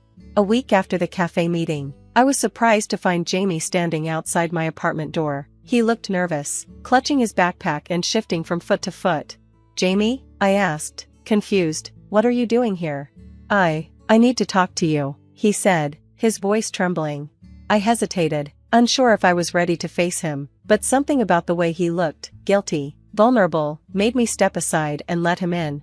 As soon as the door closed, Jamie burst into tears. I'm sorry, Grace, he sobbed. I didn't mean for everything to get so bad. I just wanted Dad to spend more time with me. I led Jamie to the couch and sat down beside him, trying to process his words. Jamie, you need to explain. Why did you lie about me? Through his tears, Jamie confessed everything. He admitted that he had felt jealous of the time Michael and I spent together and resented the rules I had set for him. When he realized how much Michael trusted him, he saw an opportunity to get me out of the house. I thought if you were gone, things would go back to the way they were, he said, his voice cracking, but it didn't. Dad's been so angry and sad, and I feel awful. I didn't think it would turn out like this. Hearing Jamie's confession was heartbreaking. I wanted to be angry, but looking at him, all I saw was a child who had made a terrible mistake out of fear and insecurity. "Jamie," I said gently, "do you understand how much pain you caused? You didn't just hurt me, you hurt your dad, too. Families are supposed to support each other, not tear each other apart." He nodded, tears streaming down his face. "I know. I'm so sorry, Grace. I'll do anything to fix it. Please don't hate me," I sighed, my heart heavy. "I don't hate you, Jamie, but fixing this won't be easy. You need to tell your dad the truth." The next evening, Jamie asked me to come with him to Michael's house so he could confess. I agreed, though the thought of stepping back into that house made my stomach churn. When we arrived, Michael looked surprised and wary to see me. Before he could say anything, Jamie stepped forward. "Dad, I need to tell you something," he said, his voice trembling. "I lied about Grace. She didn't do any of the things I said she did. I made it all up because I wanted her to leave." Michael's face went pale. "Jamie, what are you talking about?" "I was jealous," Jamie admitted, tears welling up in his eyes again. "I thought if Grace was gone, things would be better, but I was wrong. I'm so sorry, Dad." Michael turned to me, his eyes filled with guilt and shame. "Grace, I don't know what to say. I can't believe I let this happen. I'm so sorry for everything." I crossed my arms, keeping my expression neutral. "Michael, Jamie's owning up to his mistake, but what about you? You didn't just believe his lie, you acted on it without giving me a chance to explain. Do you have any idea how much that hurt?" Michael nodded, his voice breaking. "I do, and I'll never forgive myself for it. I was so caught up in everything else that I didn't stop to think. I let you down, and I let Jamie down, too." While their apologies were a step in the right direction, I wasn't ready to let go of all the pain just yet. "This isn't something we can fix overnight," I said firmly. "It's going to take time and effort from both of you to rebuild the trust that was broken." Michael nodded eagerly. "I'll do whatever it takes, Grace. I mean it. I just want a chance to make things right." Jamie looked at me, his eyes filled with hope. "Me too, Grace. I promise I'll do better."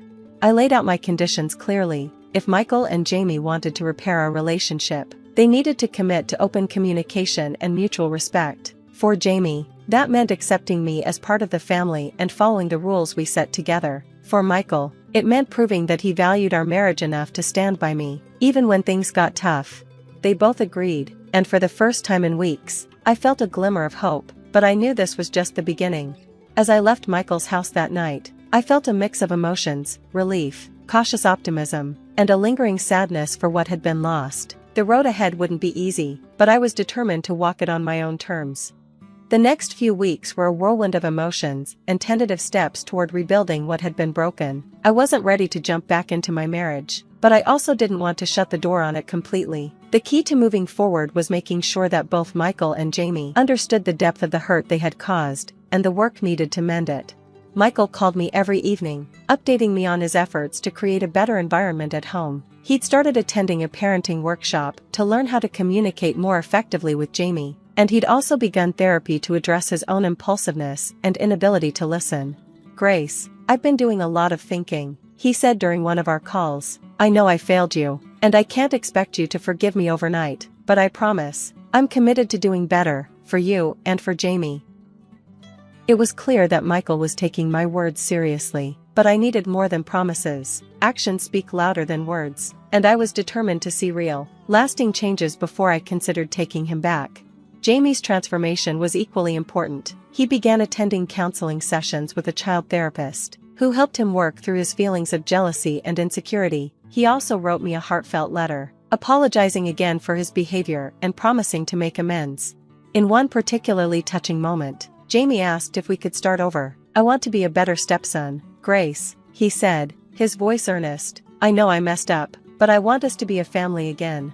I smiled, touched by his sincerity. "We'll get there, Jamie, but it's going to take time and effort from both of us." While Michael and Jamie worked on themselves, I focused on my own healing. I threw myself into my work, taking on new projects and even starting a side business that I'd always dreamed of pursuing. The independence I gained during those weeks was empowering, and it reminded me that my worth wasn't tied to anyone else's opinion or actions. I also reconnected with friends I hadn't seen in years. They reminded me of who I was before the chaos, and their support was invaluable as I navigated this difficult chapter of my life. After about 2 months, Michael asked if we could meet again, this time, as a family. He wanted Jamie to be part of the conversation, so we could all discuss how to move forward together. I agreed, though I made it clear that this wasn't an invitation to pick up where we left off. This is about setting expectations and boundaries. I told him, if we're going to make this work, it has to be on solid ground. We met at a neutral location, a cozy park with a small cafe nearby. Michael had brought a notebook filled with ideas for improving our family dynamics, and Jamie had written down some goals for himself as well. Grace, Michael began, I know I've said this before, but I need to say it again. I'm sorry for everything. I've been working hard to become a better husband and father, and I hope you can see that. Jamie chimed in, his voice steady. I've been working on myself too, Grace. I know I have a lot to prove, but I want you to know that I'm serious about being better. I listened carefully, taking in their words and the sincerity behind them. Then I shared my own perspective, emphasizing the importance of respect, trust, and open communication moving forward. By the end of the meeting, we had come to an agreement. We would take things one step at a time, focusing on rebuilding trust and strengthening our relationships. Michael and Jamie would continue their therapy sessions, and I would maintain my independence while giving our family dynamic a chance to heal. We hugged at the end of the conversation, a tentative but hopeful sign of the progress we'd made. The journey had been anything but easy, but it taught me valuable lessons about resilience, self-worth, and the power of forgiveness. While the pain of betrayal still lingered, I chose to focus on the growth that had come from it. In the weeks that followed, I noticed real changes in both Michael and Jamie. They were more communicative, more respectful, and more committed to making our family work. Though the road ahead was still uncertain, I felt a renewed sense of hope. Whether or not our family fully healed, I knew I had done everything in my power to create a better future, for myself and for those around me. Because in the end, healing isn't just about mending relationships, it's about finding strength within yourself to move forward, no matter what lies ahead.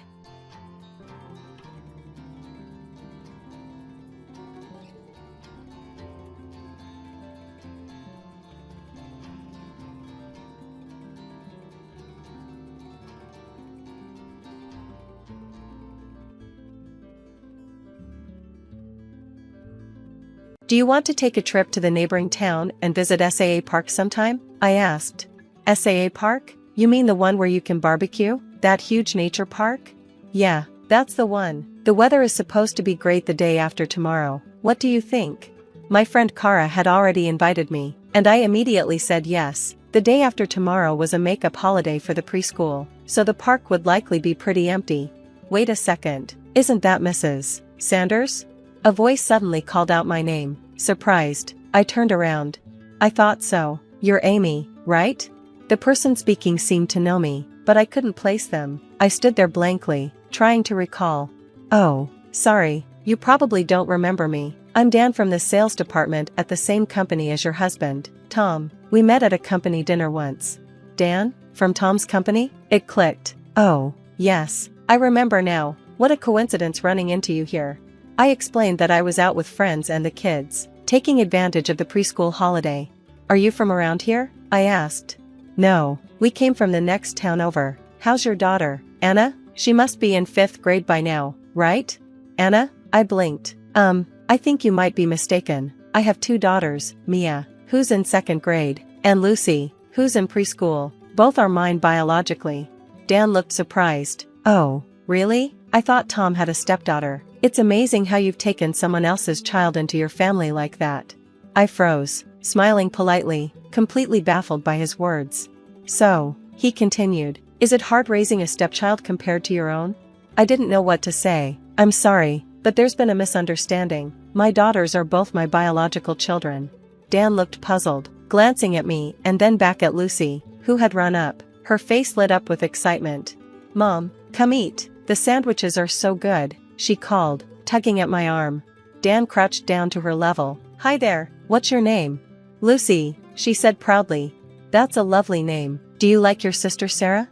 Lucy tilted her head. My sister's name is Mia, not Sarah. Who are you? Dan straightened, his face now matching my confusion. I think you've made a mistake, I said, struggling to keep my tone neutral. Dan looked flustered. I should get going. My family's waiting for me. Sorry if I caused any confusion. Wait, I called after him. I don't understand. What's this about a stepchild? And Sarah? Could you explain? He hesitated, clearly regretting his words. I must have been mistaken. I shouldn't have said anything. Before I could press him further, he left, leaving me standing there with more questions than answers. Back at the picnic spot, Kara noticed my expression. What's wrong? She asked, leaning closer. It's someone from Tom's company. He told me something shocking, I murmured, my voice unsteady. Kara frowned. Why don't you head home early? I can watch the kids and drop Lucy off later. You look like you need some time. Are you sure? Of course. Take care of yourself, she said with a reassuring smile. Grateful, I packed up quickly and headed home. Even during the drive, Dan's words echoed in my mind. Could Tom really have been married before? Did he have a child named Sarah? The thought was unsettling. I managed all of Tom's finances, and I knew where every cent went. There was no way he could be secretly paying child support without my knowledge. Back home, I tried to distract myself, but my eyes kept drifting to the family photo on the shelf, taken during a trip last year. It showed all of us smiling happily, Tom, the kids, and me. Could he really be hiding something so significant? Kara dropped Lucy off later that evening. You okay now? She asked gently. Better, thanks to you, I replied, giving her a tired smile. Whatever's going on, don't let it affect the kids too much, Kara advised. You've got this. Her words gave me strength. That evening, I went through the usual routine, bathing the kids, helping Mia with her homework, and preparing dinner. When Tom arrived home, he greeted us with his usual laid-back demeanor. Hey, I'm starving, he said, collapsing onto the couch with a grin.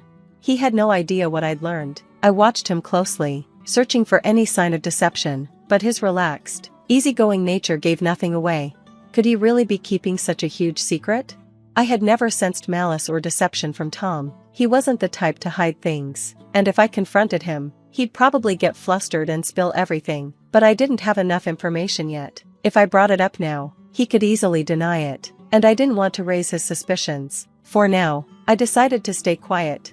Should I mention running into Dan? What if Dan told Tom we'd spoken? Would it seem strange if I didn't bring it up? That evening, as we sat down for dinner, I tested the waters. The kids and I went to SAA Park with Kara today. Oh, sounds like fun. Did Lucy play a lot? Lucy chimed in eagerly. Yeah, I had so much fun, but Mommy went home early. Tom frowned slightly. Why did you leave early?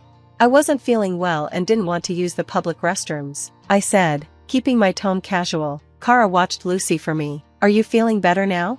Yeah, I'm fine, I said with a reassuring smile. Then, carefully, I added, oh, and I ran into someone from your company at the park, Dan from sales. Dan? Tom asked, his tone suddenly alert. What did you talk about? He said we met at a company dinner, but honestly, I didn't really remember. Lucy was tugging at me, so we just said hello and parted ways. Tom's shoulders relaxed. Oh, okay. It could have been my imagination, but he seemed relieved. After dinner, Tom played with the kids and then settled into his usual evening routine, beer in hand, watching TV. Everything seemed normal, yet I couldn't stop looking at him differently. Tears welled up unexpectedly. I rushed to the bathroom, turned on the shower, and cried silently. Even if I'd known about Sarah before we got married, I probably would have still married Tom. What hurt was that he had hidden it from me for 9 years.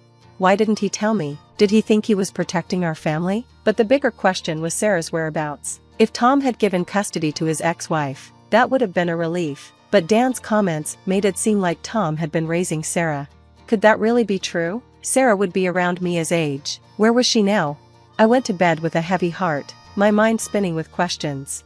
The next morning, as I was doing housework, the landline phone rang. It was unusual for it to ring, and the caller ID showed it was from Tom's office. Maybe Tom had forgotten his cell phone. Hello? I answered. Hi, Amy, this is Dan, the voice on the other end said. Dan? Thank you for your time yesterday. After thinking it over, there's some additional information I'd like to share with you. Could you give me your personal cell number? His tone was professional, probably to avoid being overheard. I hesitated, unsure of whether to trust him, but he didn't seem like a bad person. Finally, I gave him my number. Thank you. May I call you in about 10 minutes? Sure. 10 minutes later, my cell phone rang. Amy, I'm really sorry about yesterday, Dan began, his tone more urgent now. Tom just went into a meeting, so I can talk freely for a moment. I need to be quick, though. Why are you calling me? I asked, wary. This morning, Tom asked me what we talked about yesterday. How much did you tell him? I just said we exchanged a quick hello and that was it, I replied. Good, that's what I told him too, but he's still suspicious of me even saying hello to you. We need to be careful from now on. Dan's words were alarming, but I also saw an opportunity. Do you have time tomorrow morning? Could we meet at the same park we were at yesterday? There was a pause. Yes, but my wife will meet you instead. She knows more than I do. I was taken aback. Dan's wife? Why is she getting involved? She wants to explain everything. Please, just hear her out. The next day, I arrived at the park as planned. A woman was waiting for me, her posture tense but polite. Thank you for meeting me, she said as we exchanged greetings. We walked to a nearby cafe to talk in private. I'm really sorry for the trouble my husband caused you, she began. No, it's fine, I said, though I could barely contain my curiosity, but I need to know everything, please. She hesitated, then looked me directly in the eye. My name is Sarah, I'm Tom's ex-wife. I froze. Wait, what? You're Dan's wife and Tom's ex-wife? Yes, but Tom doesn't know I'm married to Dan now. The revelation was staggering. How is that even possible? Sarah took a deep breath. Tom, Dan, and I were all colleagues at the same company. We were part of a group of 8 who started together. After the company's training period, we were assigned to the same branch. During that time, Tom and I started dating. Dan was dating someone else back then and was happy for us. What happened next?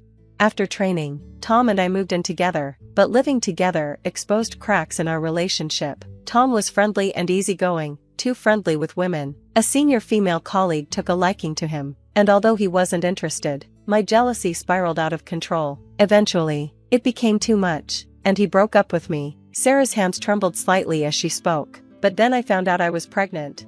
I felt a chill, and that baby was Anna? Yes, she said softly. We got married because of the pregnancy, but it was a mistake. Tom didn't love me anymore. Our marriage fell apart quickly, and he left, taking Anna with him. He took her? How could he do that? I asked, appalled. He didn't think I was fit to raise her, and maybe he was right. I was mentally shattered at the time. After he left, I quit my job and disappeared from his life. Sarah's voice broke as she continued. A few years later, I ran into Dan. He told me Tom had remarried. He even showed me pictures of Anna. She looked happy, so I decided not to re-enter her life. I just wanted to wish her happiness from afar. But Dan seemed to think Anna was living with Tom. I said, my voice trembling. We thought she was, Sarah admitted. That's why Dan said what he did. But if she's not with Tom, then where is she? I whispered. I don't know, Sarah said, her voice heavy with grief. I don't know what to do anymore. My heart ached for her. How old is Anna now? I asked. She's 11, Sarah replied. The same age as your daughter, Mia. I couldn't let go of the question that had been gnawing at me. Was it really a coincidence that you and I met at the park? Dan hesitated. Yes, it truly was. I wanted to believe him, but my trust was fractured. It's hard to trust anyone right now. I've been with Tom for almost 10 years. And if what you're saying about Anna is true, I need to find out where she is. But part of me still wants to believe Tom wouldn't keep something like this from me. He comes home at the same time every day, spends weekends with us, and never goes anywhere alone. Could he really be hiding something this huge? Sarah's eyes filled with tears. I'm sorry, she whispered, sliding a small envelope across the table before standing to leave. My contact information is inside. If you learn anything about Anna, please let me know. She walked out of the cafe, and I stared at the envelope in front of me. My hands trembled as I opened it. Inside was a single photograph and a slip of paper with Sarah's number. The picture showed a younger Tom holding a newborn baby, smiling alongside Sarah. It was Anna. Back home, I was lost in thought, barely aware of my kids watching me. Mia tilted her head. Mom, you dropped your rice in your soup. Snapping out of it, I smiled weakly and apologized, cleaning up the mess, but my mind couldn't quiet down. I needed a plan. If I didn't pull myself together, Tom might notice something was wrong. How about we visit Grandma and Grandpa this weekend? I asked, forcing a cheery tone. Mia and Lucy's faces lit up. Grandma's house? Yay, they started bouncing in their seats. Sit down before you fall, I said, trying to keep the mood light. It's just for a few days. A friend from high school wants to meet up while I'm there. Tom raised an eyebrow but shrugged. Sure, take your time. I'll just have a lazy weekend at home. The lie came easily, though it left a bitter taste in my mouth. Tom seemed completely unbothered by my sudden plan. Was his calmness just his usual demeanor, or was it something more sinister? After dropping the kids off at my parents' house that weekend, I parked at a cafe near the train station and opened the envelope again. My chest tightened as I looked at Anna's photo. The girl in the picture was a stranger to me, but she was undeniably part of Tom's past, and possibly his present. I pulled out my phone and checked Tom's GPS location. The app showed no movement. My anxiety grew with each passing minute, but suddenly, his location changed. He was on his bike, heading away from home. I rushed to my car, following the signal. After about 30 minutes, it stopped at a small, secure apartment building. I parked a block away and walked toward the building, unsure of what I would find. Standing outside, I debated my next move. I didn't want to barge in, but I couldn't leave without answers. Desperate, I called Sarah to update her. She and Dan arrived within the hour. Just as we were deciding whether to wait longer, the building's door opened. Tom walked out, arm in arm with a tall woman. They were laughing, their body language unmistakably close. I froze, covering my mouth in shock. Dan placed a steadying hand on my shoulder as Sarah's eyes filled with tears. "That's Lisa," Sarah whispered. "She's a former colleague of Tom's. He was seeing her while we were married." I turned to her in disbelief. "So, this has been going on for over 10 years? "I don't know," Sarah said. "She left the company a while ago. Maybe they broke up and got back together. But where's Anna?" I couldn't stay silent any longer. "Tom," I called out. He flinched, spinning around to see us. His face paled when he recognized us standing together. "Amy? Sarah? Dan? What's going on? Why are you all here?" "That's what I should be asking," I shot back. "What are you doing here, Tom?" He quickly unlinked his arm from Lisa's, but it was too late. Dan had already snapped several photos. Lisa smirked. "Well, this is awkward. Hi, Amy. Nice to finally meet you. I'm Lisa. You must be the current wife." Her tone was mocking, and I felt anger bubbling inside me. "Explain yourself," I demanded. "This isn't what it looks like," Tom stammered, but his panicked expression gave him away. "Where's Anna?" Sarah asked, her voice trembling. "Is she here? Are you hiding her?"